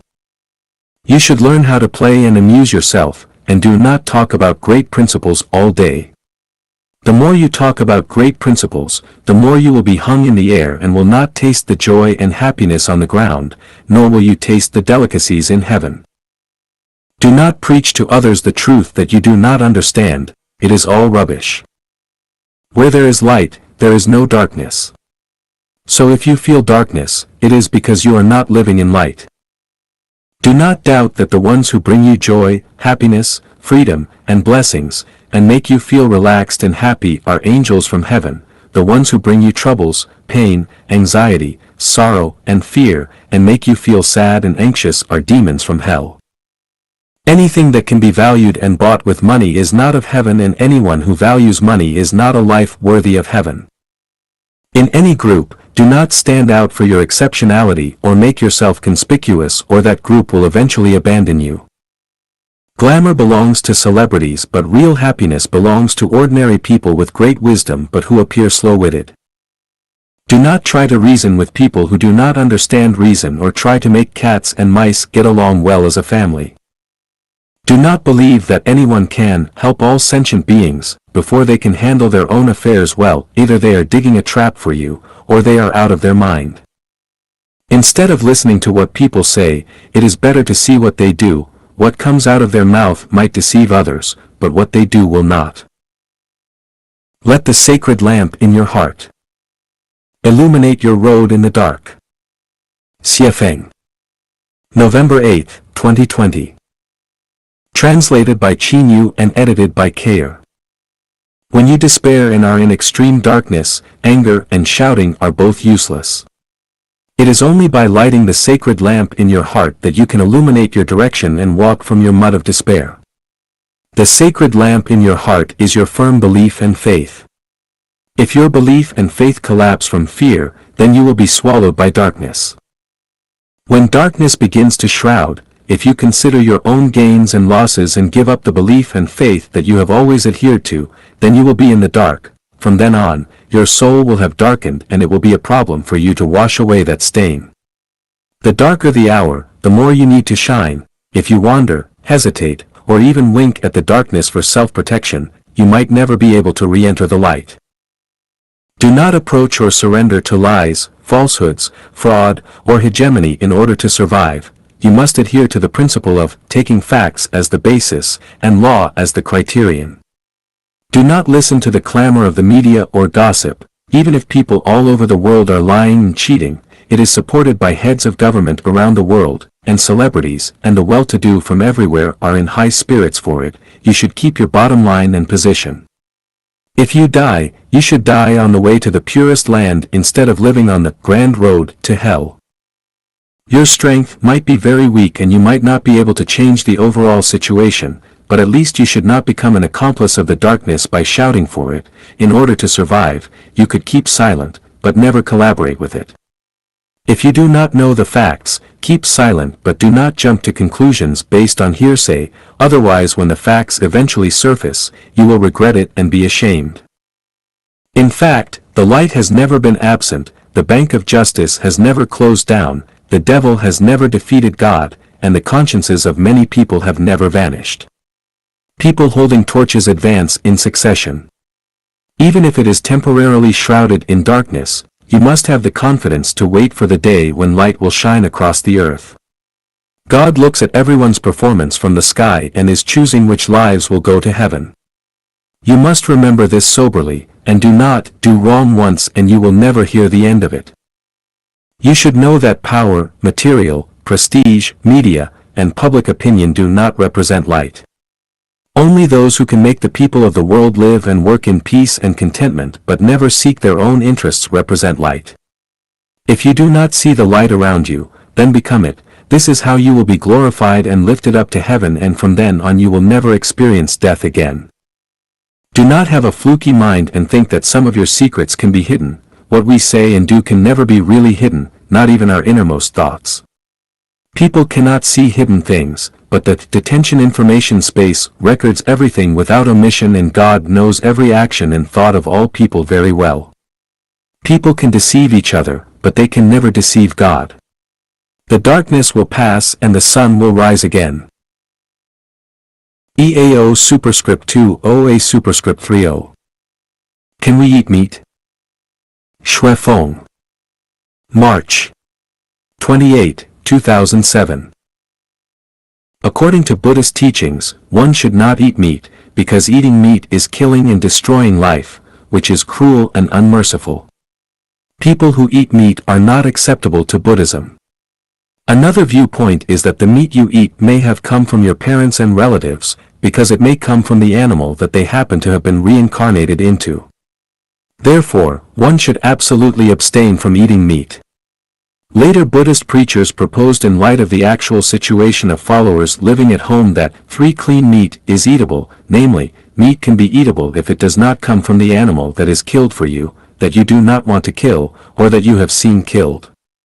That is to say, the meat that you eat does not come from the animal that is skilled specially for you, and you don't kill animals or see animals being killed. Tibetan Buddhism thinks that meat is eatable, because Tibetans are mostly herdsmen, for whom beef and mutton are their staple food, without which they can hardly survive. Followers of Judaism, Christianity, Roman Catholicism, and Orthodox Church eat meat, but do not eat the meat of dead animals. They only eat the meat of killed animals.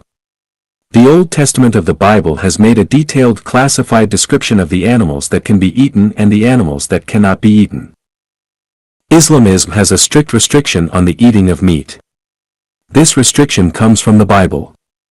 As are different from Christians, Muslims, followers of Islamism, do not eat pork and carrion, because pork and carrion are not clean and thus will pollute man's spiritual nature. Besides, before killing animals, Muslims will chant scriptures to console animals and release their souls from purgatory, which reflects the mercy and care of Muslims for animals. On the basis of abiding by the Bible, the witnesses of Yahweh strictly forbid the eating of animal blood, regarding blood not meat as the life of animals. Life Achanuan holds the viewpoint that life is divided into different levels. Life at lower levels serves life at higher levels, and by way of sacrifice life can get over its plight and create condition for a higher realm. Life should serve each other. Life is interrelated, and only by serving other forms of life can it attain a higher realm. Therefore, Life Achanuan neither objects to not supports the eating of meat. Whether one eats meat or not depends on the actual situation. Each individual can behave according to his habits and be flexible, act in accordance with our nature, and take advantage of the opportunities as they arise. Life Achanuan has several principles with regard to the eating of meat. Do not eat the meat of wild animals, so that the chain of life can be protected and will not be cut off. When killing livestock and poultry for food, we had better learn from the Muslim approach and chant scriptures to release their souls from purgatory, offering them consolation at the end of their life and minimizing their sufferings. Let professionals do the killing. Ordinary people do not do the killing, because professionals can minimize and shorten the sufferings of animals, while ordinary people are likely to bring a lot of pain to animals, and may prolong the sufferings. Do not eat dog flesh, because dogs have very high spiritual nature. The higher the spiritual nature of an animal, the greater the damage will be to the person who eats its meat. Eat the cattle, goats, pigs, and chickens that have been raised specially to provide meat, and one had better refrain from eating livestock and poultry that have not been raised for this purpose. There is affection between man and poultry and livestock, which can only be felt by those who have taken great care in feeding them. I have seen cattle shedding tears, sheep looking sad, and chickens attaching to people. One cannot bear to kill those animals for which he has affection. Chanyuan celestials can have meat but should not kill animals and do not witness the killing of animals. I have said, degree eating vegetables makes one sober, eating meat makes one bemuddled, eating grains makes one wise, and eating qi makes one deity-like. The higher the spiritual nature of an animal and plant, the greater the damage will be to the person who eats them. The meat of a killed animal is no longer life but a kind of energy. Therefore, eating meat is only taking in the energy. However, any food has its structure and contains information, and one will be affected by the food he eats. One will be infected if he eats poultry contracted with bird flu, although poultry provides a kind of meat. Virgin croton is a kind of energy, but one may suffer loose bowels after eating it. Chili is a kind of energy, but one will feel unbearably hot after eating it. Any kind of food will have either more or less positive or negative effects on us. The danger of eating meat lies in the fact that we are affected by the meat we eat. The hate of the animal eaten by us will be transferred to our body, and the natural endowments and instinct of the eaten animal will have effect on us. When an animal is being killed, its indignation and resentment will cause it to release a toxin in its meat. We will absorb the toxin when we eat the meat. Muslims are trying to lower the content of toxins to the greatest extent when they chant scriptures and release their souls from the purgatory and console them before killing animals. You can make an experiment. When you are enraged, your face will turn pale and blue, because your anger has triggered the release of toxins in your body. You are what you eat, and this is only a matter of degree. Why do I stress again and again that we should feel a sense of gratitude every time we have the meal? Because only with a feeling of gratitude can we convert the toxins in the food and change the structure of food to benefit our own health. Christians will make prayer to the God at each meal to thank Him for the food He has given to people. And the deep level of reason for this is to convert the toxins. You can eat whenever you want to, but you must be grateful. Do not eat if do not want to, but do not feel that you have not gained advantage as a result. You can eat when you have to, but you may try your best to refrain from eating or try to eat as little as you can. You can understand the more profound ways concerning meat eating after you have learned non-form thinking and holographic thinking. The best way is to eat nothing. Degree eating qi is godlike, plus or minus. We can directly assimilate the essence of the sun and the moon and the anima of the earth. I have already offered you the key to open the Dharma-ite consciousness, structure, and energy. Any food is the conversion of energy. We eat mainly to absorb the energy contained in food. Then why do we still need to eat if we can absorb energy directly? Actually, whether one eats meat or not is related to the structure of everyone's life. Why doesn't sheep eat meat? Why does wolf eat meat? This is determined by their different structure of life. With self-cultivation and self-refinery, a person who likes meat very much will gradually lose interest in it, will grow averse to it, and may feel disgusted even at sight of it. Why? Because the non-material structure of your life has changed. Do not pretend, do not force and push. Let guess conform to natural tendency. The core issue is to perfect the non-material structure of life, which is the key to solving problems and the key to self-refinery. Dieting is mainly a habit of thinking. If we have unconventional thinking, we can do away with dieting. When we say that we should pay off our debts in the human world, be sure to bear in mind that we still have to pay back the debts to nature, and the debts to plants. Why should we hold life and nature in awe and respect? Why should we protect life and nature? The purpose is to pay back our debts, not for the sake of morality. In modern times, the best way to pay off our debts is to build life genuine. The reason behind this is very profound, so we must strive to perceive and understand it. 1/2 a degree a with circumflex a with tilde 1/4. The mystery and value of health. Xiefeng. July 23, 2011. Translated by Treasure and edited by Kayer. As people, we must keep our bodies healthy and energetic, for it is only when we are healthy that we can taste the sweetness of life.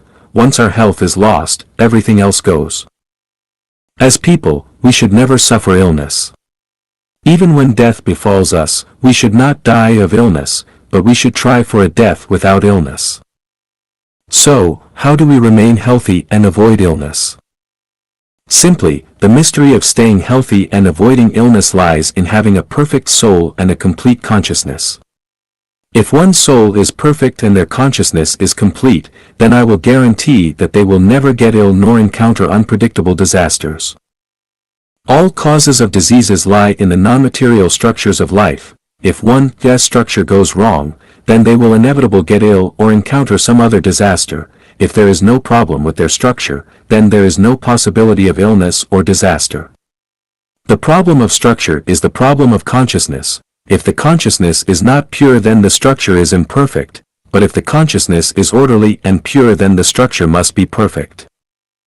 How do we make our consciousnesses pure and perfect? There is only one solution, that is by taking the way of the greatest Creator, following the teachings of Jesus Christ and Buddha Sakyamuni, and conducting oneself and acting according to the teachings of God, Buddha, celestial beings, and saints. To be specific, it is by building our soul gardens. As long as there are no weeds in our soul gardens, then our bodies will surely be in good health and there will be no way to get ill or encounter unpredictable disasters. Desire, anger, ignorance, pride, and jealousy are weeds in our soul gardens. Envy, complaining, comparing, anger, selfishness, laziness, pride, arrogance, greed, and avid possession are all weeds in our soul gardens. All negative, gloomy, and pessimistic ideas, thoughts, and moods are weeds in our soul gardens which we should clean up thoroughly, or good health will be hard to maintain. People rack their brains to maintain their health. The degree Ancient Emperors, classic internal, plus or minus manuscripts listed ways for people to have good health and avoid illnesses. From degree Xing Nong's Herbal Classic, plus or minus to the theories on health of Bianc, Huatua, Zhang Hongjing, Sun Simio, and Lishazhen, from healthcare theories of Taoism to today's degree Treasures of Health, plus or minus, compiled and explained by top Chinese medical healthcare experts, from Qinshi Huang's degree Searching for the Catholicons, plus or minus to various current ways and medicines of finding the keys to health, from traditional Chinese medicine to modern Western medical science, from all kinds of health magazines to the 5 volumes of Degree Wisdom of Avoiding Illness, plus or minus, by E. From Meridian Collateral Theory to the ways of collecting qi and self-cultivating. As far as I am concerned, these health theories, as vast as a misty ocean, are only theories which begin to scratch the surface of treating symptoms but not root causes, and are ineffective attempts at solutions. Have you been ill, been hurt in a car accident, been bitten by a dog or a snake, fallen down suddenly, or twisted your ankle? All these things were due to the imperfection of your consciousness and soul. Never blame other factors, find the reasons for yourselves. Facts speak louder than words. Chanyuan celestials who settle in the second home will become free of illness, and those who become ill will regain their health quickly by taking the way of the greatest Creator. I want everyone to hear and see that if Chanyuan celestials who settle in the second home no longer get sick over the next few years, and if the sick ones recover quickly, then that will prove the validity of my words. Then, people should take the way of the greatest Creator and enter the second home as soon as possible. 1/4 superscript 2 superscript 2 superscript 2 OEU I superscript 2 E superscript 3 SAE. A prayer for those suffering from illnesses. Xiefeng. May 18, 2010. Translated by Qin Yu and edited by Kayer. Almighty Ancestor of Buddha, the greatest Creator. Once, knowing nothing about Tao or virtue and muddle-headed, I am crawling at your feet, crying and confessing to you today. I have been sick for many years and my life is not going well. I finally realized the truth that degree divine punishments, though slow, are always sure. with big meshes, yet letting nothing slip through, plus or minus, degree reap what you have sown, plus or minus, and degree minds are the most important of the three realms, and consciousness is the most important of all rules, plus or minus. It is that one's consciousness creates their reality, one's diseases are caused by their wrong consciousness, and one's wrong outlook on life and values leads to the ups and downs of their life. This has nothing to do with heaven and earth, God and Buddha, or society and others, but is closely related to one's past karma. Those who resent their society and others, who always believe that they themselves are right, and who never seek out causes from themselves, will inevitably suffer from illnesses and endure bad lives. Beloved ancestor of Buddha, the greatest creator. Fragrances attract butterflies to flowers and consciousness flows freely when your heart is at peace. Birds live in trees and fish swim in water. Different environments attract different species as different mentalities attract different health and living conditions. Often being angry and resentful causes diseases, and being jealous, aggressive, selfish, and greedy leads to an unsatisfactory life. Active, optimistic, and positive attitudes will invite better lives, but pessimistic, passive, and negative attitudes will invite tragic lives. I have deeply understood this truth and now have a clear consciousness, a calm feeling, a stable mood, and a tranquil mind. I have a premonition that miracles will happen to me, the disease will leave me gradually, my health will recover, my rough and unsatisfactory time will end here, and a new and beautiful life will start now. Ancestor of Buddha, the greatest creator. You are the only master of the universe, the source of life, the birthplace of wisdom, and the guarantor for a better life. I will forevermore follow you closely, be grateful to you, and never be far from you or abandon you. Without sources of living water, rivers dry up, by leaving you, diseases will be ridden and life will not be smooth. I sincerely pray that you will allow me to be your servant, even if only a blade of grass in your garden, I would be most happy to be such. I pray for your fulfillment of my wish that your warm light will always shine on me, and your gentle breeze will always blow on me, all darkness will stay far from me and no misfortune will visit me again because I will be bathed in your spiritual light. I firmly believe that your boundless compassion will dissolve all my misfortunes and the shadows that hung over my heart. From this point on, my life will be as sunshine in the breeze. Beloved ancestor of Buddha, the greatest creator. Through the dawn I have seen my bright future. The 1,000-year world, the 10,000-year world, and the Elysium Islands continent beckon me. Everything there is so very beautiful and peaceful. There is no fighting, killing, seizing, or robbing, there are no disasters or suffering, no sorrow or fear, no worries about food, clothing, shelter, transportation, birth, illness, aging, or death. No one possesses anything but everyone owns everything, and lives happily, joyously, freely, and blessedly, every day. Flowers will bloom, birds will tweet, and radiant and enchanting spring days will never end. That this is my future, I am fully confident without the slightest doubt. Starting today, I will move closer to the kingdom of heaven with each step.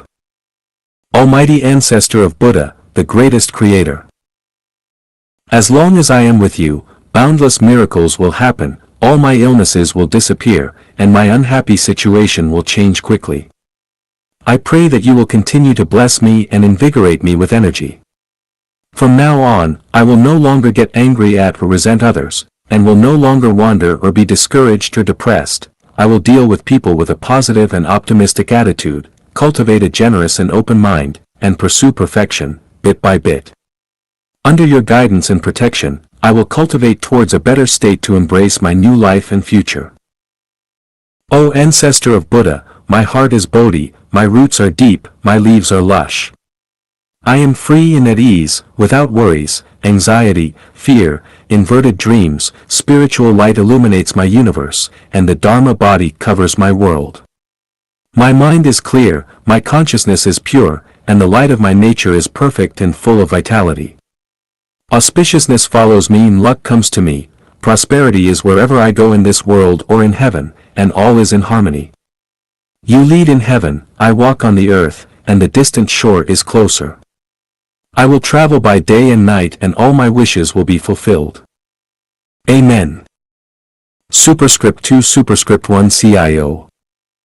How to be free from the mortal body during meditation. Xiefeng.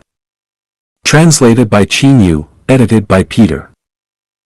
Find a secluded place with singing birds and fragrant flowers, unobstructed space, and cleanliness.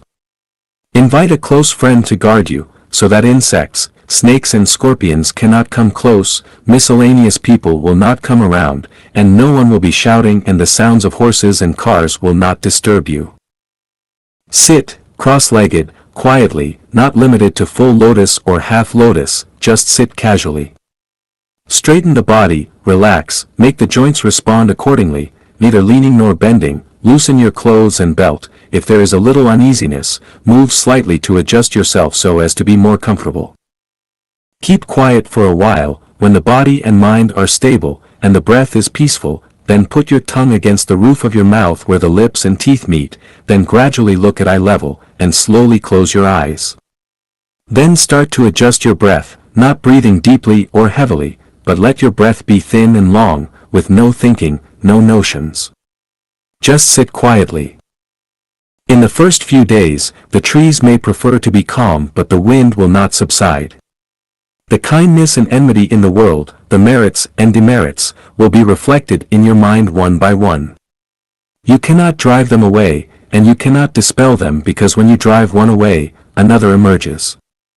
In the middle few days, self-desires will prevail, ideals, fantasies, and delusional scenes begin to appear in your mind, which you will not be able to make clear or to make them be in order. In the last few days, all views and peculiarities will gradually disappear, and your heart will gradually calm down, no longer being mindful of fame, fortune, karmic relatives and other things.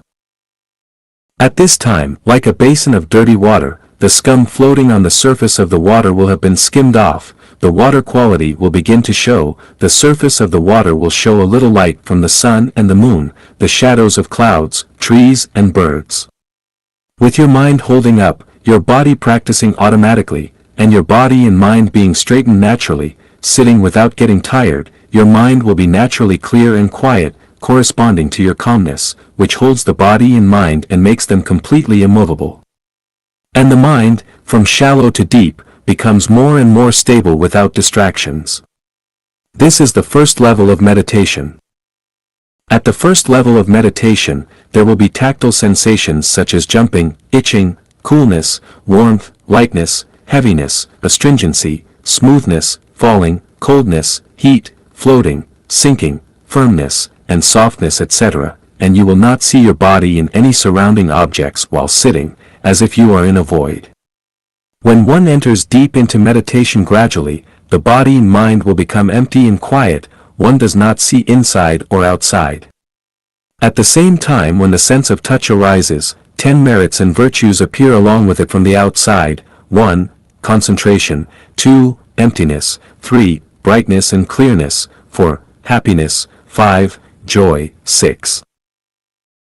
Kindness, 7. The understanding of perception, 8. Liberation, 9. Divine connecting presence, 10. Softness of the heart and body. In this state, the whole body becomes limp, the body and mind are carefree, and it is an extremely wonderful feeling, 100 times more pleasurable than the feeling of your wedding night, like waking up after a deep sleep, and finding a treasure when you are in poverty. You have been awakened to the truth of life. But be sober, you have just skimmed off the scum floating on the surface of your basin of dirty water, and you have tasted a little bit of the mysteries of the great world. If you have a heart full of joy and celebration, and have become infatuated with this aesthetic feeling and are reluctant to leave, you must forget to return and you will no longer be able to make progress, and you will even fall into the realm of desire again. If you want to enter the second level of meditation, you must abandon the previous realm, just like a strong man who is burning with desire resolutely leaves a nude young girl who is full of affection, and a poor man who is hungry and cold rejects a table full of delicacies. By 1. Not accepting, 2. Berating, and 3. Observing and analyzing, so you can get away from the error of the first level awakening. The awakening is extinguished, the previous divine connection disappears, and you have left the first level of meditation. After leaving the first level of meditation, if you continue to sit in meditation, you must not have any regrets, otherwise, as the story in the Bible said, Lot's wife became a pillar of salt just because she looked back, Genesis 19 verses 17 and 26. On the way forward, don't look back, don't linger on the past, and don't be greedy for what you obtain. The lack of one basketful of earth spoils the entire effort to build a high mountain. You should abandon everything and move forward with your whole mind. Over time, before you know it, you will suddenly see a hungry tiger pounce on you, or a poisonous snake hissing and attacking you with its head up, or a monster with a green face and fangs opening its bloody mouth to bite you, or a headless ghost with its 5-pointed fingertips trying to grab you, or you may see a gentle and graceful fairy with ribbons fluttering on her body, floating towards you on auspicious clouds in melodic fairy music, or see the beautiful scenery, which is attractive, with many pavilions and towers among the green mountains and green waters covered by clouds and mist. Among the towers and pavilions, there are girls smiling and chasing each other.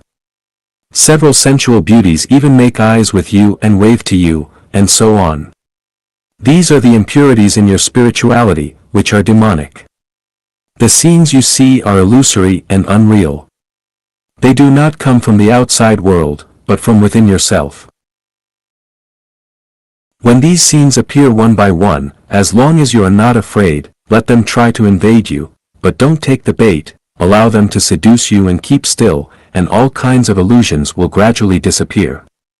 At this time, the impurities in your dirty water have been filtered out, and your water gradually becomes clear, and the true nature of the water will begin to appear.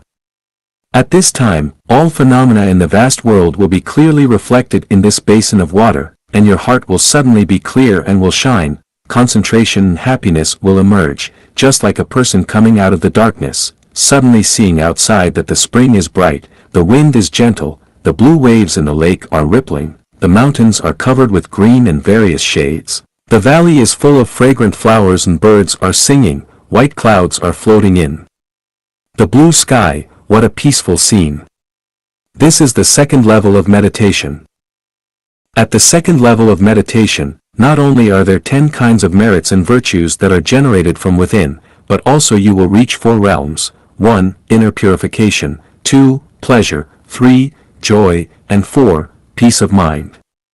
Inner purification refers to the realization that your mind corresponds with your consciousness from the body, which corresponds with your consciousness in the first level of meditation, reaching of the manifestation of the direct Buddha nature from the awakening of your mentality. Pleasure refers to the self-pleasure of the body and mind, knowing that one has attained 10 kinds of merit and virtue. 1's inner pleasure is immeasurable. Joy refers to tranquility, delight, and cheerfulness. Continuous beauty and joy. Peace of mind refers to escaping a catastrophe, the denial of suffering and joy, that the way ahead is clear, the fairyland is near, the mind is unmoved, and this state of mind is not easy to alter. It must be understood that the joy produced in the second level of meditation is low-level joy, which is impure, and there is no such joy in real spirituality, Buddha nature. This joy comes from your body, so you should observe your mind and examine this joy. Not only should you refuse it, but you should also berate and reject it. If you do not accept it, it will silently fade away. Only this joy comes from the core of the cells and the depths of the soul. To abandon it, it can be said that the road to Shu is harder than scaling the sky afar. If the joy only comes from the heart, it is easy to do. The key is that it does not all come from the heart. Just like an animal, even if its heart is cut out, the cells and other parts of its body are still moving. This joy is full of capillaries and nerve endings of the whole body. If it is not restrained, it will disturb the heart and make the heart intoxicated. The elimination of joy mainly depends on wisdom and mind power. In the process of meditation, as long as good things happen, don't be greedy and nostalgic. You must berate and not accept it, and joy will disappear by itself. Just like the Tang monk went to the Western heaven to acquire scriptures, if he is greedy for wealth and honor, for the back garden of the king of the kingdom of women, for the 1,000 kinds of conjugal love and 10,000 kinds of amorous feelings the jade hair from the moon will bring to him, he will never reach the Western heaven, and will never get the real scriptures. After subduing the obstacle of the second level of meditation, your mind will become calm again. Continue to sit quietly and adjust your breath, and gradually, you will feel refreshed, and your whole body will be filled with contentment and simplicity. You will remain in this state for several hours, or several days, or several months. Then many mirages appear, like dreams, such as seeing yourself as a king, accepting the worship of all the officials, being surrounded by beauties in the harem, being filled with indescribable joy, endless pleasure, or seeing yourself walk on air, and flying to the Penglai fairy pavilion. All the gods come to greet you, inquire about your well-being with concern, and give you a warm reception. Some invite you to eat peaches on a certain fairy mountain, some invite you to go to a certain cave to appreciate its treasures, and some invite you to go to a certain tower to enjoy the scenery of the mountains, etc. Or you see yourself being invited by the Jade Emperor, and you sit next to the Emperor. In front of you are countless delicacies from the mountains and seas, and much delicious fine dining. The Jade Emperor affably persuades you to drink. With countless gods standing on both sides, you feel that you are extremely majestic, great, and glorious, etc. The reason why you can see these kinds of scenes is because you have self in your heart, and self is still an impurity. You then remember that during the second level of meditation, your basin of dirty water has filtered out the impurities and has become a basin of clean water. But this clear water is by no means pure water, H2O, and there are compounds and plankton in it that cannot be seen with the naked eye. If these impurities are not removed, your pure spirituality, Buddha nature, will still not appear. The purpose of the first level of meditation is to transcend the realm of desire, the purpose of the second level of meditation is to transcend the realm of form, and the purpose of the third level of meditation is to transcend the realm of formlessness. When you have a degree self plus or minus in your mind, you are still in the 5 elements, still in the cycle of life and death. So, when you see yourself becoming a king, praised by the immortals, and invited by the Jade Emperor, don't accept it, but run away quickly. Don't look back and don't be reluctant to leave. Run away. Escape. Escape. Flee until everything is gone, nothing is left, and even you have disappeared, everything is empty, and you have reached the third level of meditation. At the third level of meditation, you have become an immortal. The biggest feature of this level is a much reduced diet. If you sit in meditation, you 1. Think about food for 10 or 8 days. Because of the low energy consumption, you don't even need to eat and drink, forming your own small universe system.